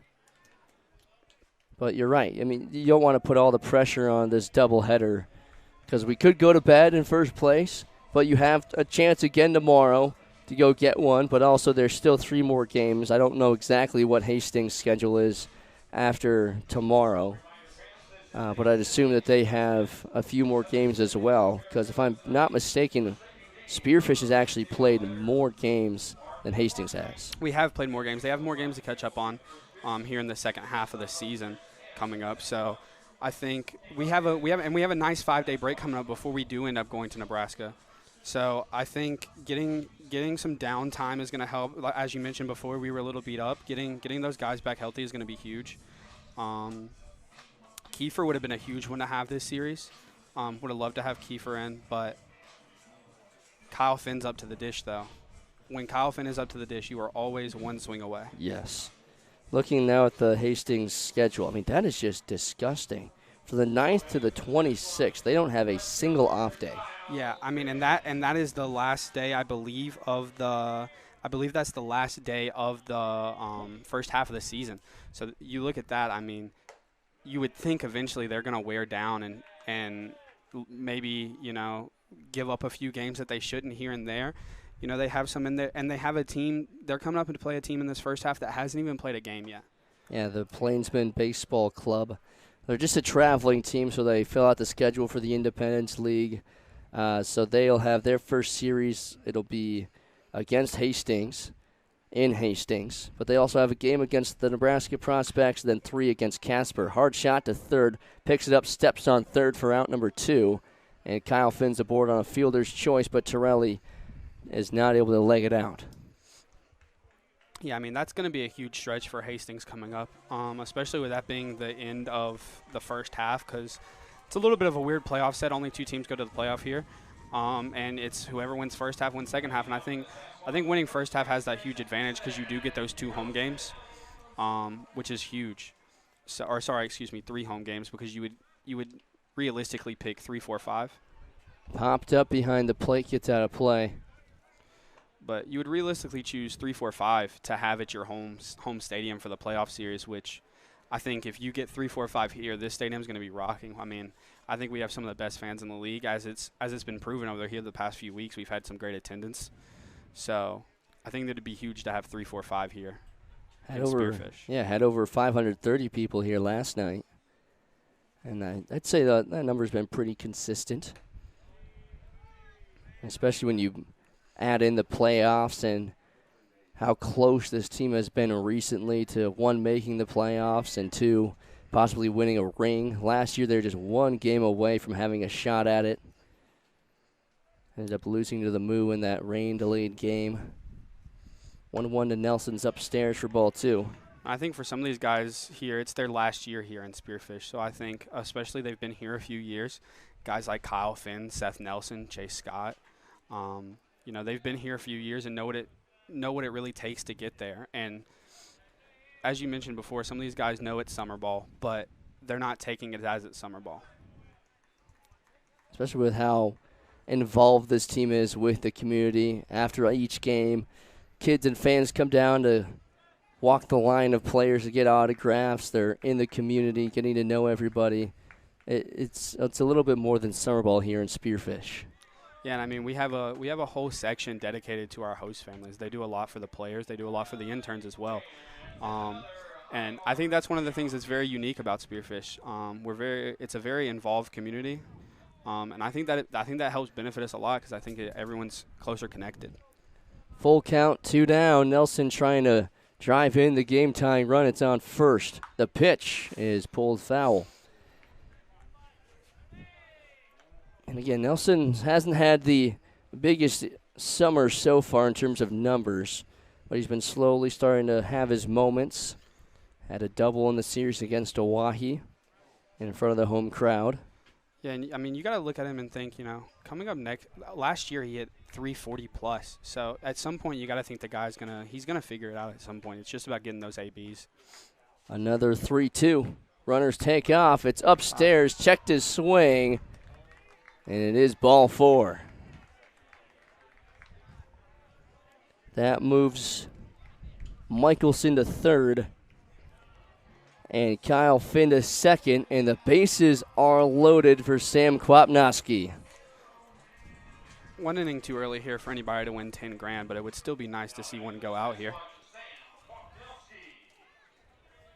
Quap's had a couple of home runs the last couple of weeks. Had 2 on the road against Oahe. Breaking ball way upstairs for a ball. And he's been itching to get one out here at home. He says after every game, thought I had one here, thought I had one there. He's just been missing. Still been swinging a hot bat. Today he is 2 for 2 with a single and a double. The 1-0 upstairs for ball 2. Don't need 2 here necessarily, but one would go a long way here, especially with only 2 innings left to play with the two 7s today. Long pause. Here's the 2-0. Was swinging for the grand slam there, but fouls it back. I don't mind a home run hack there. You're up 2-0 in the count. So hitters count. Might as well give it a big swing. And I mean, if you get to the next batter, you have Bo in the box, who arguably the hottest hitter on the team, especially with this series. He was in a bit of a slump until last night and broke out in a big way. 2 home runs and a double. 2-1. Up and in for Bo. Oh, called a strike, and it's 2-2. Just caught the top part of the zone. And now Sam's got to choke up and just stay alive and put one in play. Got to at least score 1 with the bases juiced. The 2-2. Swing and a miss. Down he goes. It's a drop third strike, and the catcher will step on home plate for out number 3, and the Squatch lead them loaded. The Sodbusters lead it 3-1. Bottom of the 5th coming up next.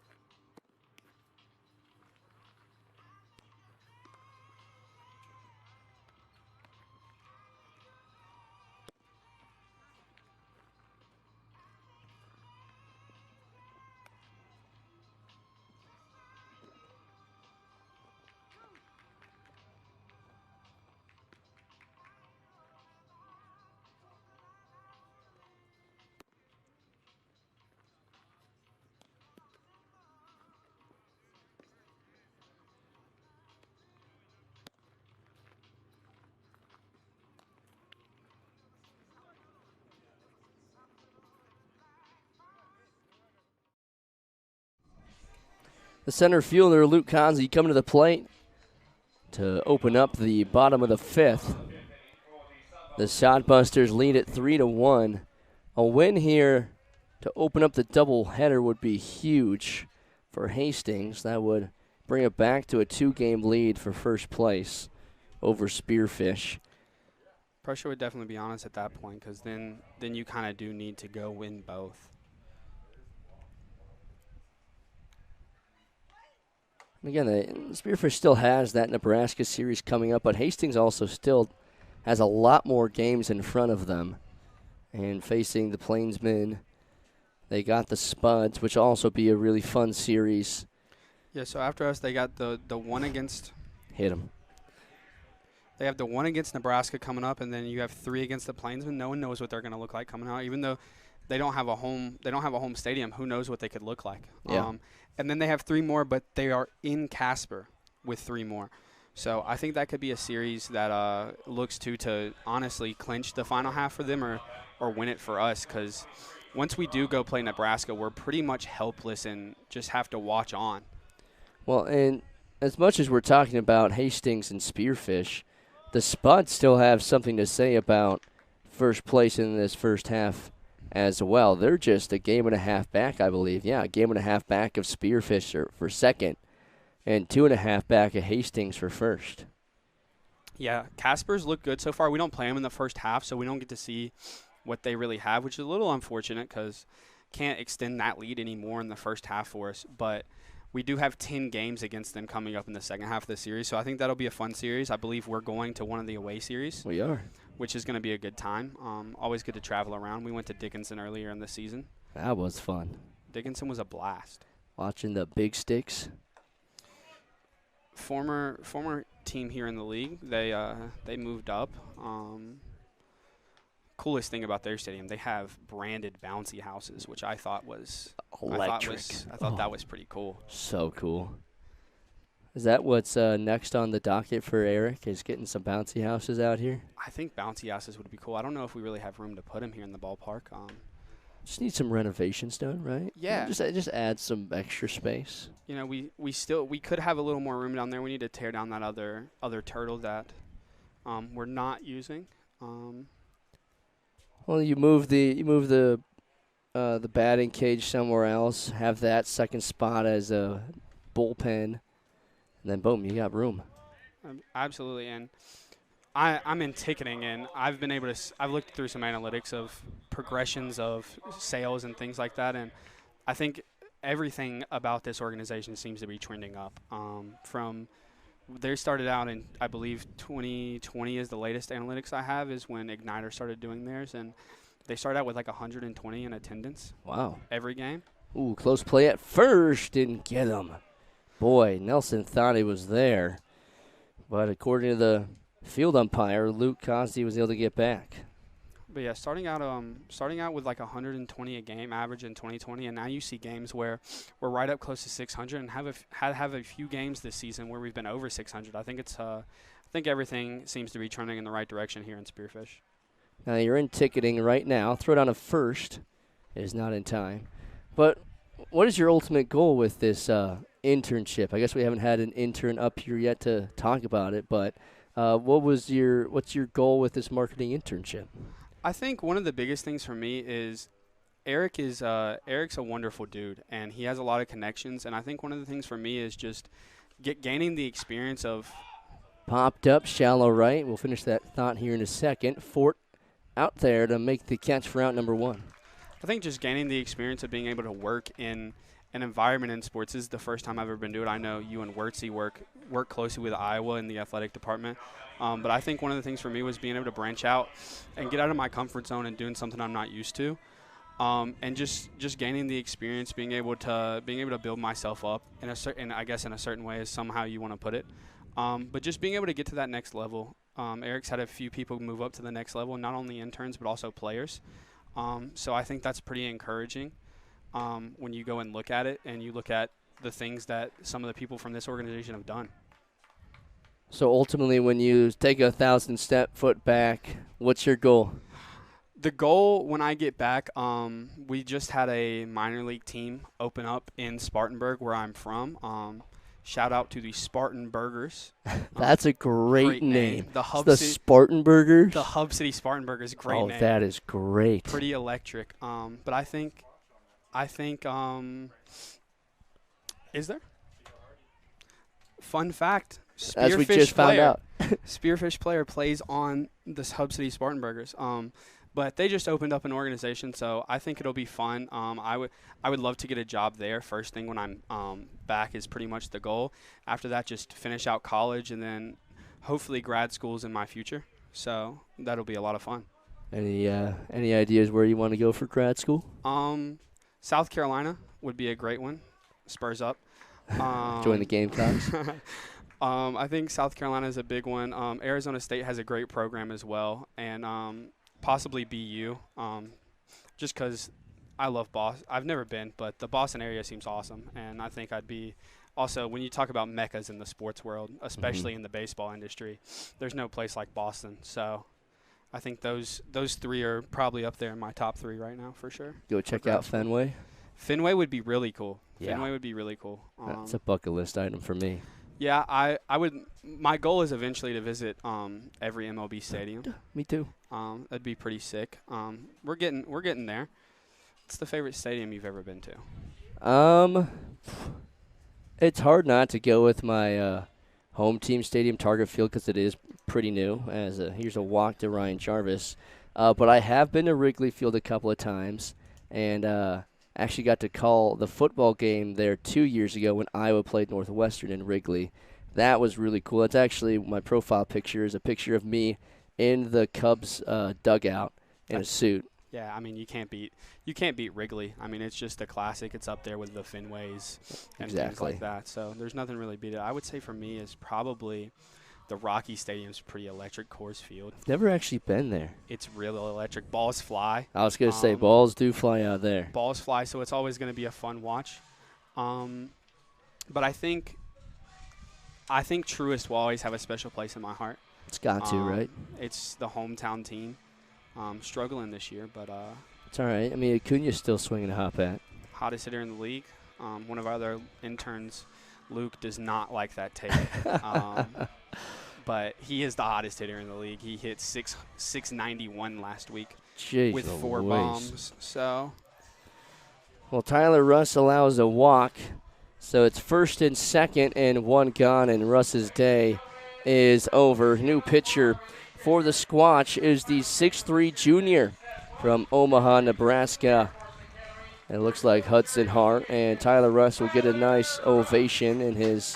It's just announced his final game here in Spearfish as he's getting ready, like we talked about earlier, to go do some training back in Colorado. He's got a heck of a couple of weeks in front of him. He was telling us about the training he has to do. He's going to be given 2 1,500-calorie meals, and he has to go out into the woods for like a week or 2, I think it is, and survive just on that.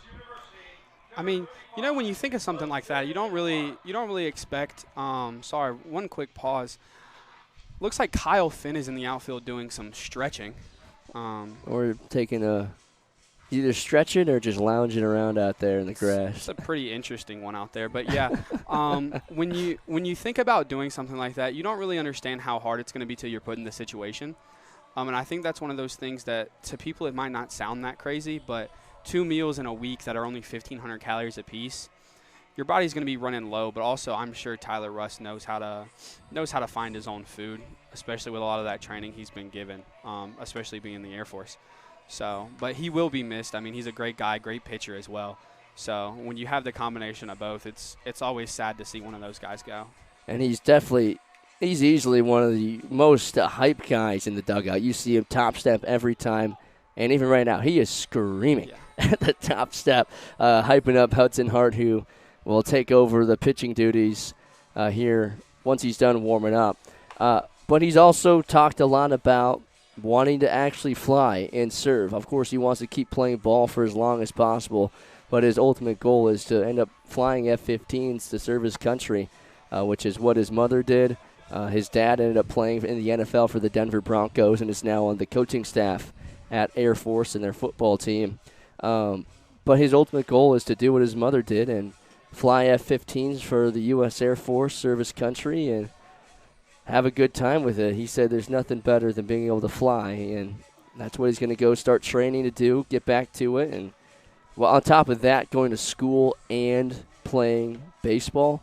He's got a loaded schedule. Yeah, he walked us through his day-by-day schedule, and it is unreal. And you can never hate on a guy like Tyler Russ. I mean, he's doing everything he needs to do. He's a great kid. He's in the classroom. I mean, he's an all-around great guy, and he wants to serve his country. So you can't really hate on anything that kid does. I mean, he can do minimal wrong in the world when he's doing what he's doing if he stays on the right path. It'll be interesting to see how he progresses, and we wish him nothing but the best of luck. Definitely have to go wish him good luck after the game. And if you didn't make it out to Game 1, make sure you make it to Game 2.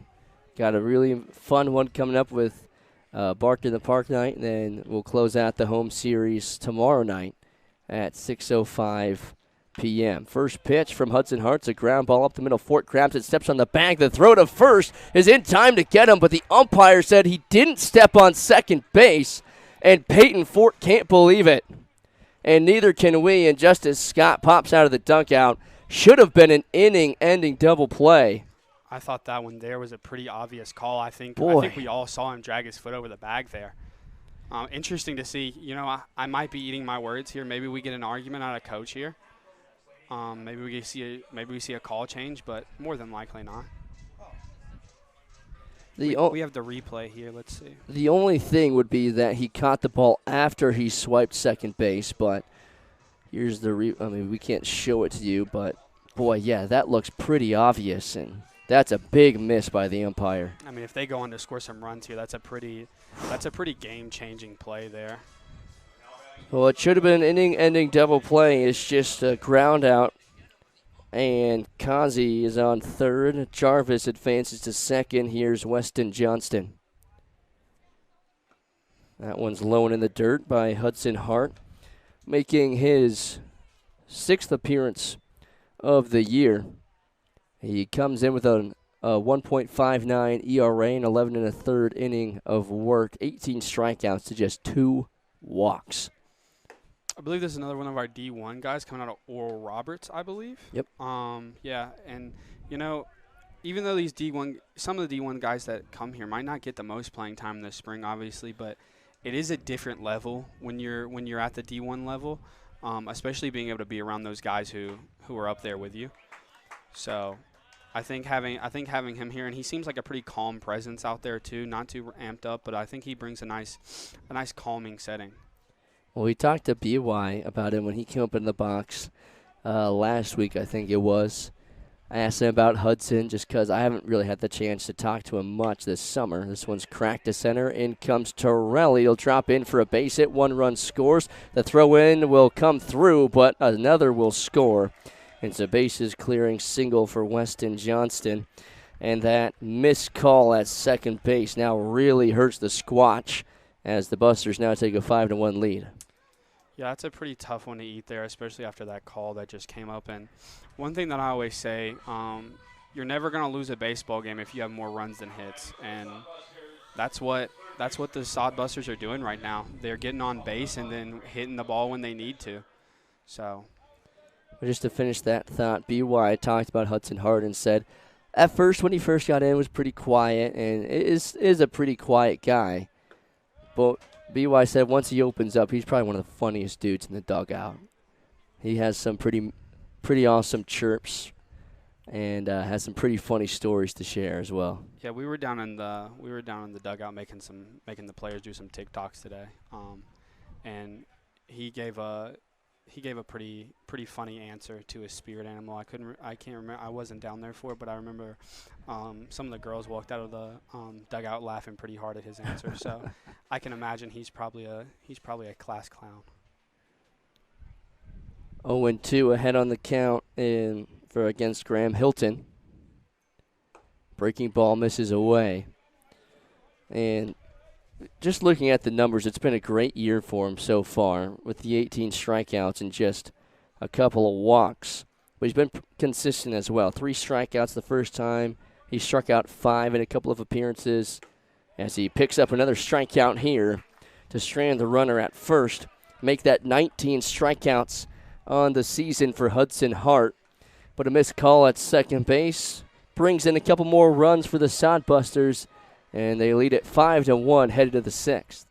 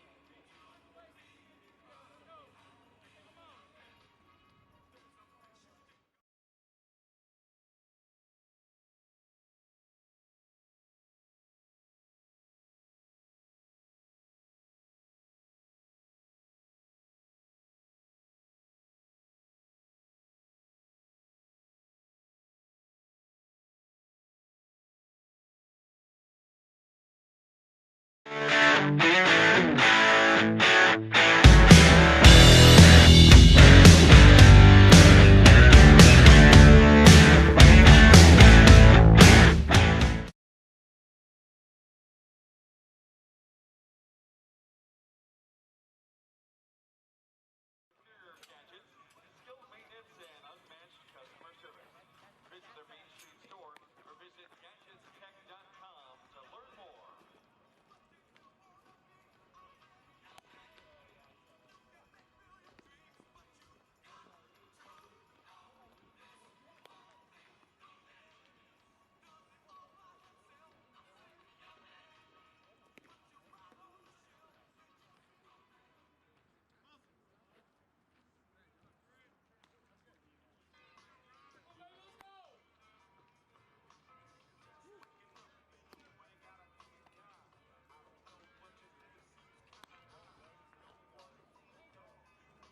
Leading off the top of the 6th inning for your Spearfish Sasquatch, number 37, designated hitter, Jordan Bowman.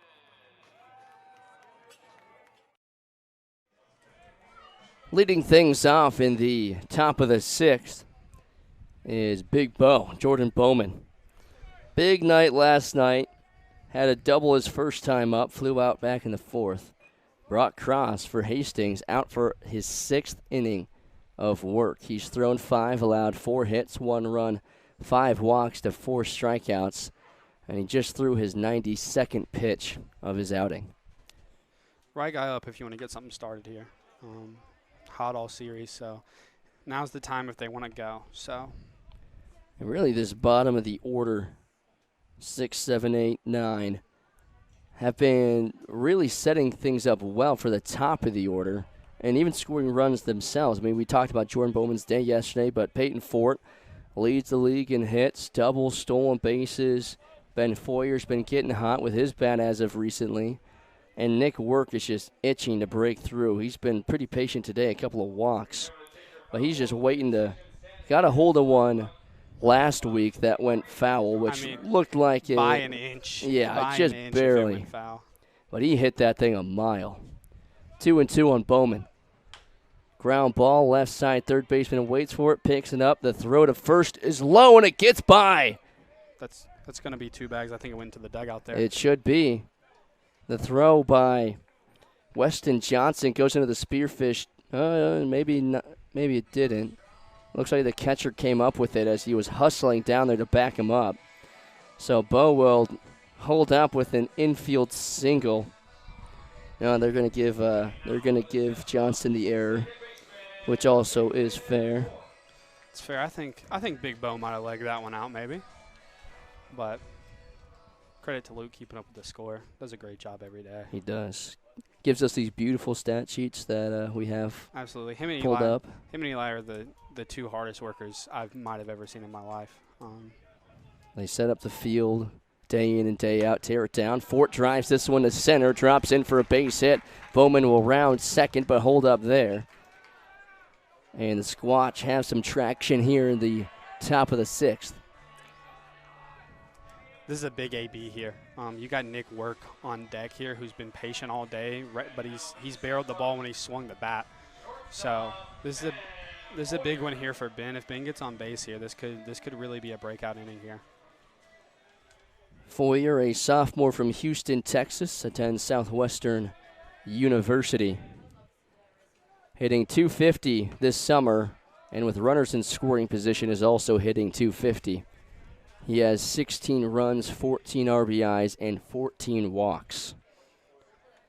Another guy, when he gets on the base pass, it usually means that there's going to be a big inning coming up. So Breaking ball misses well upstairs, and it's 1-1. Has a lot of speed as well. You talk about probably one of the few guys that could challenge Nick Work to a race. It's this guy at the plate. I also think Peyton Fort has a little bit of sneaky speed. He's stolen a few bags this year. Chopper to the shortstop, picks it up, flips to second for one. The throw over to first is in time. Big double play turn by the Hastings Sodbusters. Yeah, that's a big one there. I mean, big spot for Ben there. Not a bad hack, but just right guy, right place. I mean, their shortstop has made some incredible plays today. He's definitely got a glove out there. And Christian Loera, he's been great. Attends ASU Mountain Home. Here's Nick Work, the 9-hole hitter. That one nearly gets away, but a great grab by Graham Hilton behind the dish.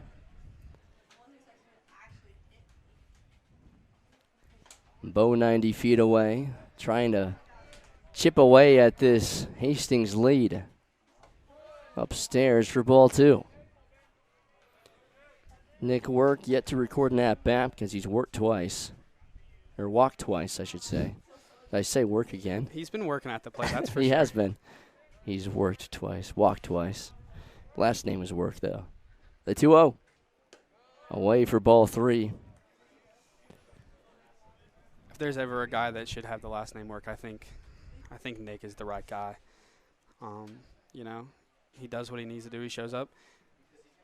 Very few players, not very few, select few players help with their bags and things in the morning. And he's one of those guys that doesn't, even coming from a D1 scene where it's probably all done for him. He still puts in the work every day. And he almost didn't even play collegiate baseball. It wasn't his first sport or his first love. He really liked basketball. You can't really tell from up here, but not the tallest guy in the world. And he'll be the first to tell you. Stands at 5'10". I think that's pretty decent myself, but maybe not basketball tall. And his brother went to South Dakota State to play baseball, so once he watched him go through the process, he was like, you know what, maybe I could go play collegiate baseball, and decided to follow his brother to go play for the Jackrabbits. And in his first year there, he started in 43 games. And he'll say this as well. It's very rare at South Dakota State that freshmen start.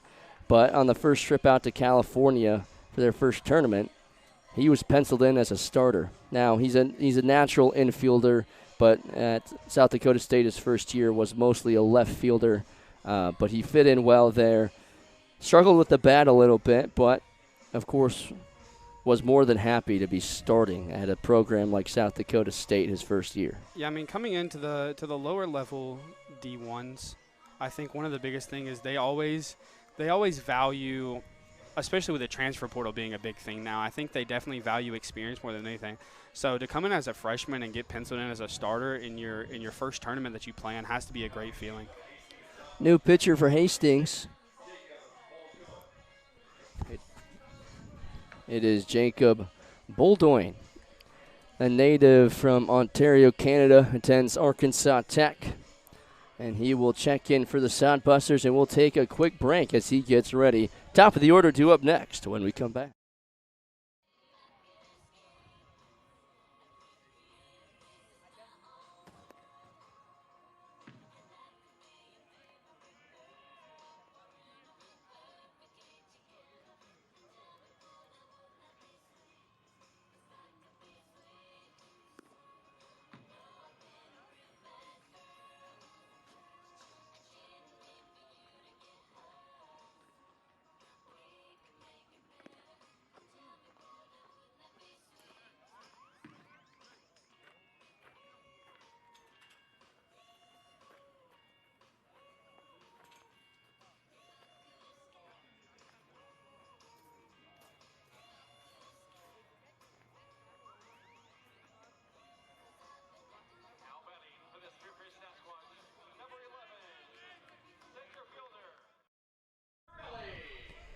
New pitcher for Hastings is Jacob Boldoin, making his 4th appearance of the year. He's thrown 5 innings, has a 7.2 ERA and a 2.2 WHIP, has 6 strikeouts to 5 walks.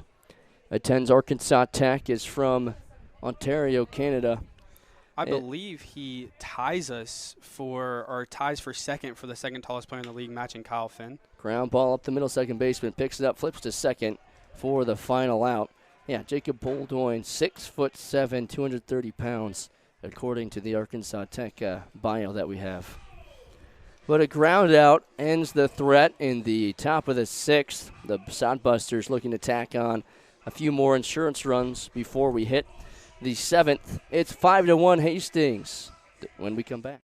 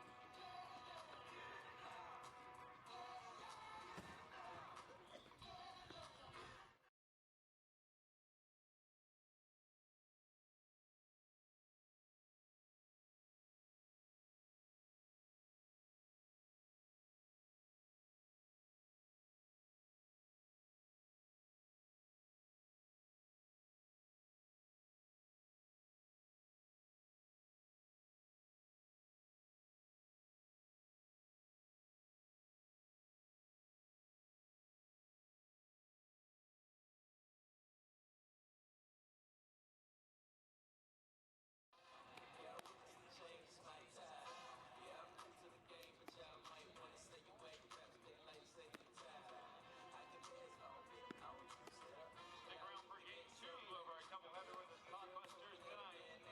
Park in the Park night.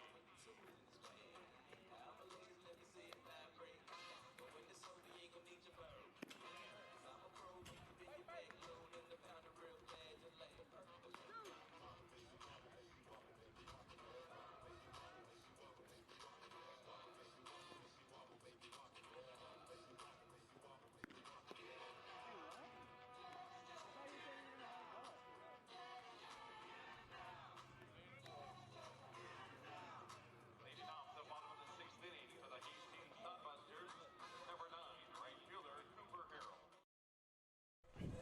Cooper Harrell will lead off the Sodbusters in the bottom of the 6th. He's 0 for 2.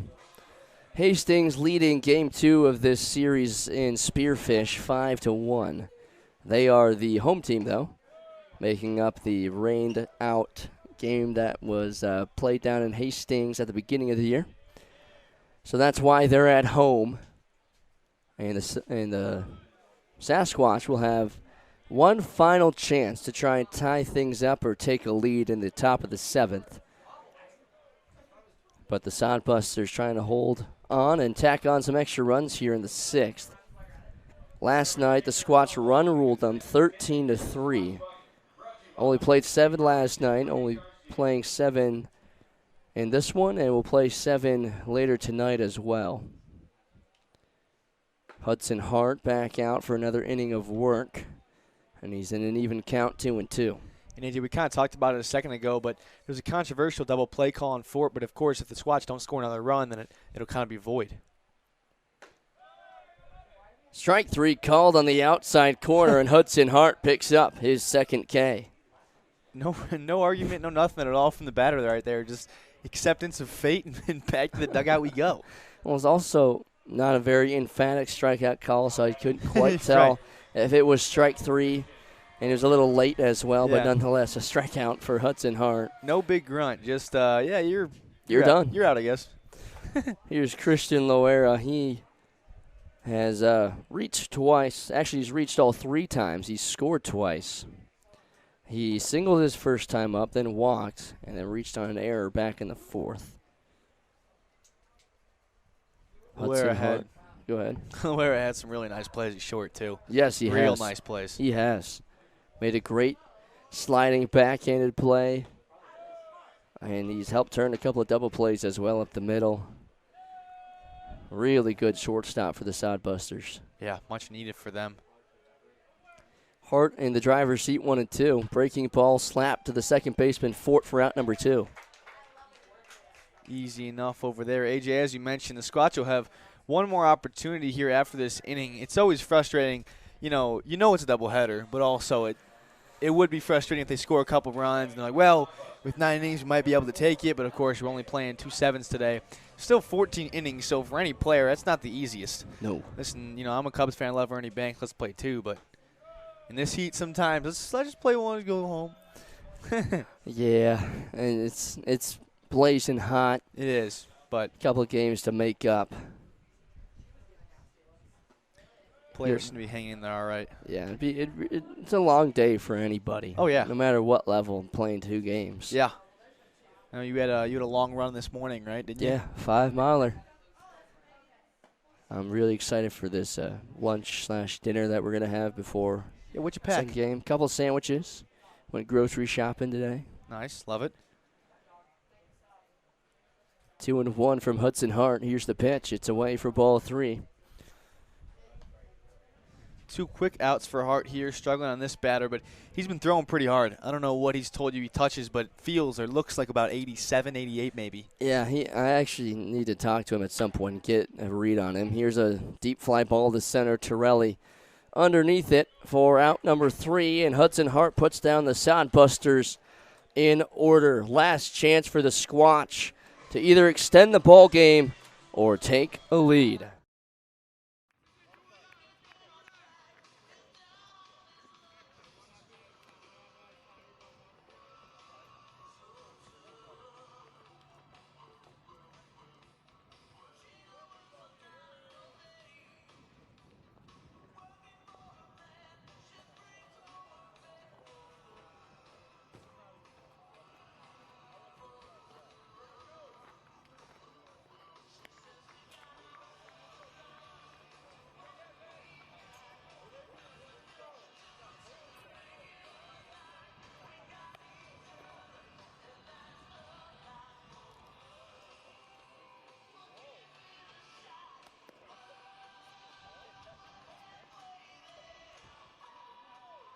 Games every month at the Lodge.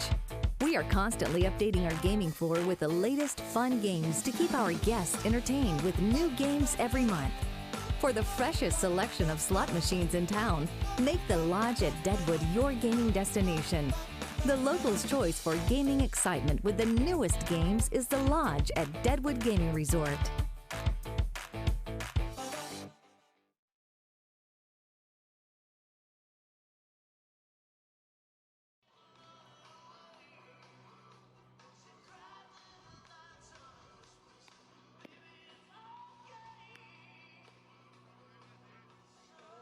This is a 7-inning game.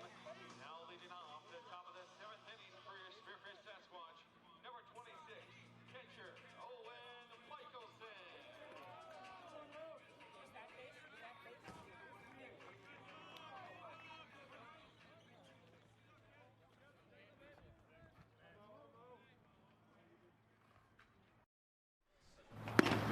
Leading things off for the Squatch is Owen Michelson. Last chance, either tie it or take a lead. Michelson today, he is 0 for 2, but he walked his last time up. The 1-0. Chop foul.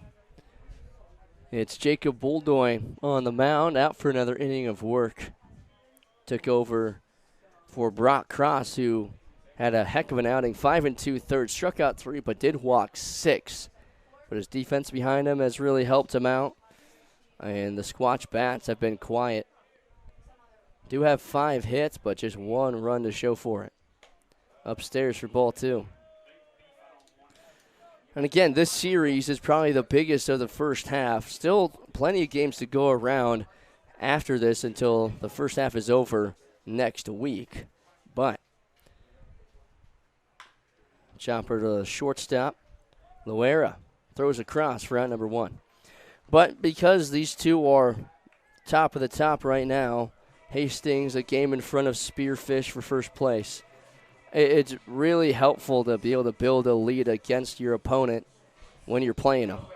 Because in Hastings' shoes, if they're able to win this series, they at least have some wiggle room, and they can't control what Spearfish does against Nebraska, so winning is huge. And same thing for Spearfish. They can't control what Hastings does over the next week and a half. So if they can take a lead, that part they can control. That part they can do themselves. Absolutely. And ultimately, that is the goal this week. Here's Kyle Finn. An abnormal, I guess, somewhat quiet day. He walked in the first and grounded into a fielder's choice in the fifth. He's been on 2 out of the 3 times. Falls behind 0-2. Crack to right field, and it drops in for a base hit. Must have heard me. It's the start of something. Brings up Seth Nelson after the 1-out single from Kyle Finn. AJ, your point is phenomenally made, right? Control the controllables, do what you can, take it one swing at a time. Exactly what the Squatch need to do right now with 1 gone in the top of the 7th, just 2 outs to play with. Big lefty misses upstairs. Nelson did not move. He was ready to take that. Yeah, he was up in the wrist if he needed to. Yeah, his spirit animal before the game, he said, was a silverback gorilla. Really? So I don't know if a baseball on some seams would hurt that guy, but I believe that was his answer. That's away for ball 2, and it's 2-0. Nelson, like Finn, not using batting gloves, but unlike Finn, he doesn't have any protective gear on. No, not one bit. No shin pads or elbow guards. Big hack and a miss. Ball gets away, but Finn stays put. Just the bat, his helmet, some cleats that are really wore down. I actually asked him about them. Yeah, look at those things. He's he's retying them right now. Yeah, he said that before these, he had wore the same pair of cleats since high school. Jeez. These ones are actually only a couple of years old. All right. But they are Beat they up have a been little bit. beat up. Yeah. 2-1. Line drive up the middle and through for a base hit off the second base bag. And back-to-back singles for the Squatch. Needed. One hit at a time. And that is the mindset Sam has to have coming to the plate right now. Last time up, he struck out with the bases loaded. Yeah, Squatch have definitely had their fair share of leaving some runners straggling on the base paths. And this is going to draw a meeting. Graham Hilton pops out from behind home plate to talk things over with his Canadian pitcher, Jacob Boldoin. And we talked about it earlier. Cross a great outing, but he did have 6 walks. Yep. But the Squatch only have 1 run to show for it on 7 hits. They've had plenty of base runners. It's just been coming up with the timely hits, which have been coming in bunches these last couple of weeks. Big chance for Quap with 2 on and 1 gone. And last time up, we all said it. He was probably trying to do a little bit too much, was overextending, pulling his head out. Just needs to dial in, try to go the other way. And that's what Coach Scott was telling them yesterday, especially against lefties. Don't try and pull everything. Don't try and send everything over the right field fence. Sometimes you got to work the other way, and the big hits will be there. Pull to the right side. It's a slow chopper. Second baseman bobbles it, and Quap is safe at first. That'll work. Drew Vega had to go a long way to just pick it up, but couldn't make the transfer. And now the bases are loaded for Jordan Bowman. And kids, if you are watching, that is one of the sole reasons you hustle. Yes. Running out every time, every time. Because if Sam doesn't hustle, he might still be out. Exactly. Here's Bo. 2 home runs yesterday. And he is the tying run. Little grand slam tie game action, possibly, per That's, se, per chance. That's what the hope is, right? Huge breakout game last night. Fouls it back. Trying to follow it up with one of the biggest swings of the season if he can. Peyton Fort's on deck. And again, the mindset here isn't to tie it in one swing. It's to keep the train rolling. Right. Because there really are no holes in this lineup once everyone's swinging well. But Bo's behind 1-2. Yeah, last thing you want is just some anticlimactic double play or some pop out. Try to just poke a ball out there. Obviously, Bo's down 1-2 now. Have a little choke up mentality and just try to poke one out there if you can. Big gap to the right side with Vega playing up the middle and Ryan Jarvis playing the line. The 1-2. Inside, good patience from Bo. And this is where you've really got to know what you're looking for. Of course, with 2 strikes, you want to battle and foul pitches off, but also don't want to get crossed up by any breaking balls that could have been ball 3. The 2-2. Big swing and a miss. Oh, no, he fouled it off. That's what you just Thought said he to missed do. it. Yeah. Yep, that's what I just said. But, yeah, that's exactly it. That ball is absolutely a ball. That's probably not going to call it a strike, but it's close enough where you want to be defensive. Good job by Bowman, at least put a cut on it. Even 2-2. Here's the pitch. Chopper to the left side goes foul. Another good job right there. Make the pitcher work for it. And in this situation, if it's a pitch you don't like, you just foul it off. Just got to get a piece of it and keep working until you get a pitch that you like. Bowman knows what he's sitting on. He's just got to get it. And the left fielder's actually in a few steps, Jackson Crane. If he can poke one out there, could do some damage. Big swing and a miss on the breaking ball that nearly touches his foot. And it's out number 2. Here's Peyton Fort. Singled his last time up. That's a tough one right there, but again, you still have runners on all the bases. Fort puts one out there just into the outfield. You could score another 2 runners, have guys on first, second, first, third here. So your goal, AJ, as you kind of mentioned, is just keep the game alive right now. 1 out does it, and obviously you're going to have a doubleheader afterwards, but don't want to go setting in the night. Bases juiced, 2 down. Squatch trailing by 4 in the dirt ball 1. Now, we'll say Peyton Ford, as hot as he's been with the 8 doubles, hitting .519 over his last 11, does not have a home run yet this season. He does not, and he's leaving soon, so could it be time for one? That'd be pretty sweet. Here's the 1-0. Big hack and a miss, 1-1. There's a decent gap out in right center with Kazi, the center fielder, shaded towards left. Not a lot, but just enough to make it a noticeable gap. 1-1. Away for ball 2. Good hold from Fort.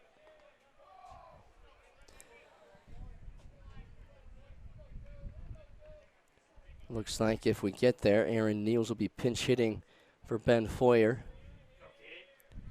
2-1. Lifted out to left. And Jackson Crane does not have to move an inch. And the Sodbusters take game 1 of the doubleheader 5-1. Big win for the Busters. Squatch had a lot of chances to score runs, but ultimately could not bring them around. The Squatch drop to 13-8 overall, while the Busters pick up their 14th win of the season and extend their lead over the Squatch to 2 games for first place.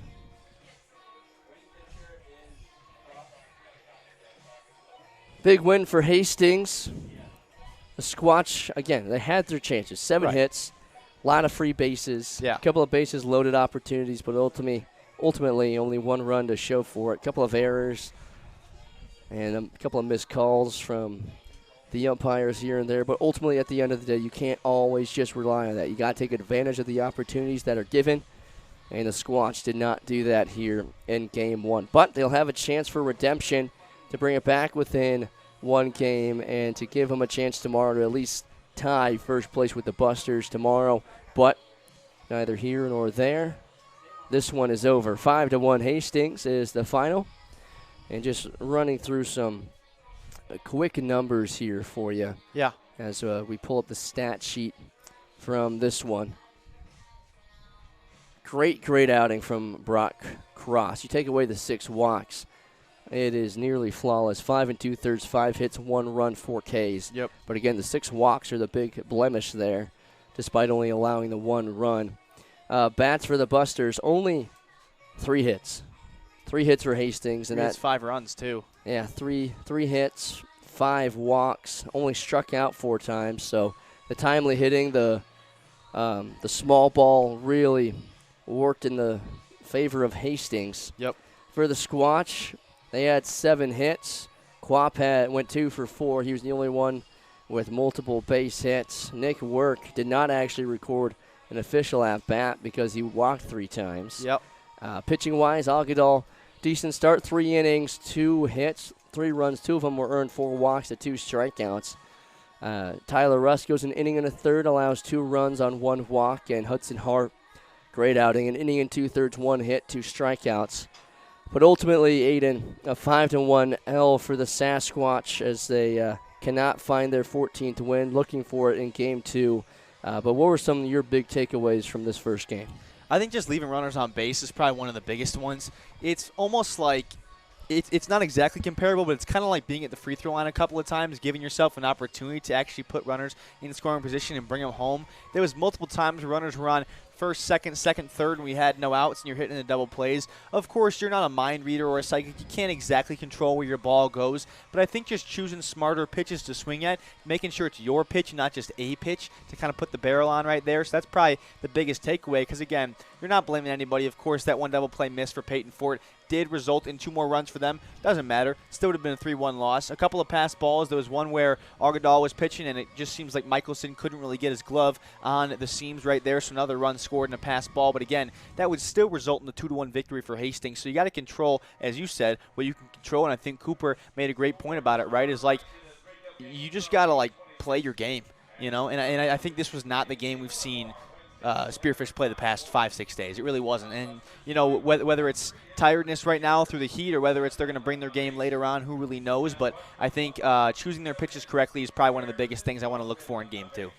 The win streak ends here. It was 6 after last night, Yep. but first loss in quite a while for the Sasquatch, and the first loss for Justice Scott at home since he's gotten to Spearfish. Nonetheless, we've got Game 2 coming up in about half an hour, so we'll set up a new link and make sure that you find your way there once we get it going. Game 1 goes to the Busters, 5-1 from all of us here at Spearfish. My partner Aiden Wirtz, I'm AJ Reeser. We'll see you in half an hour.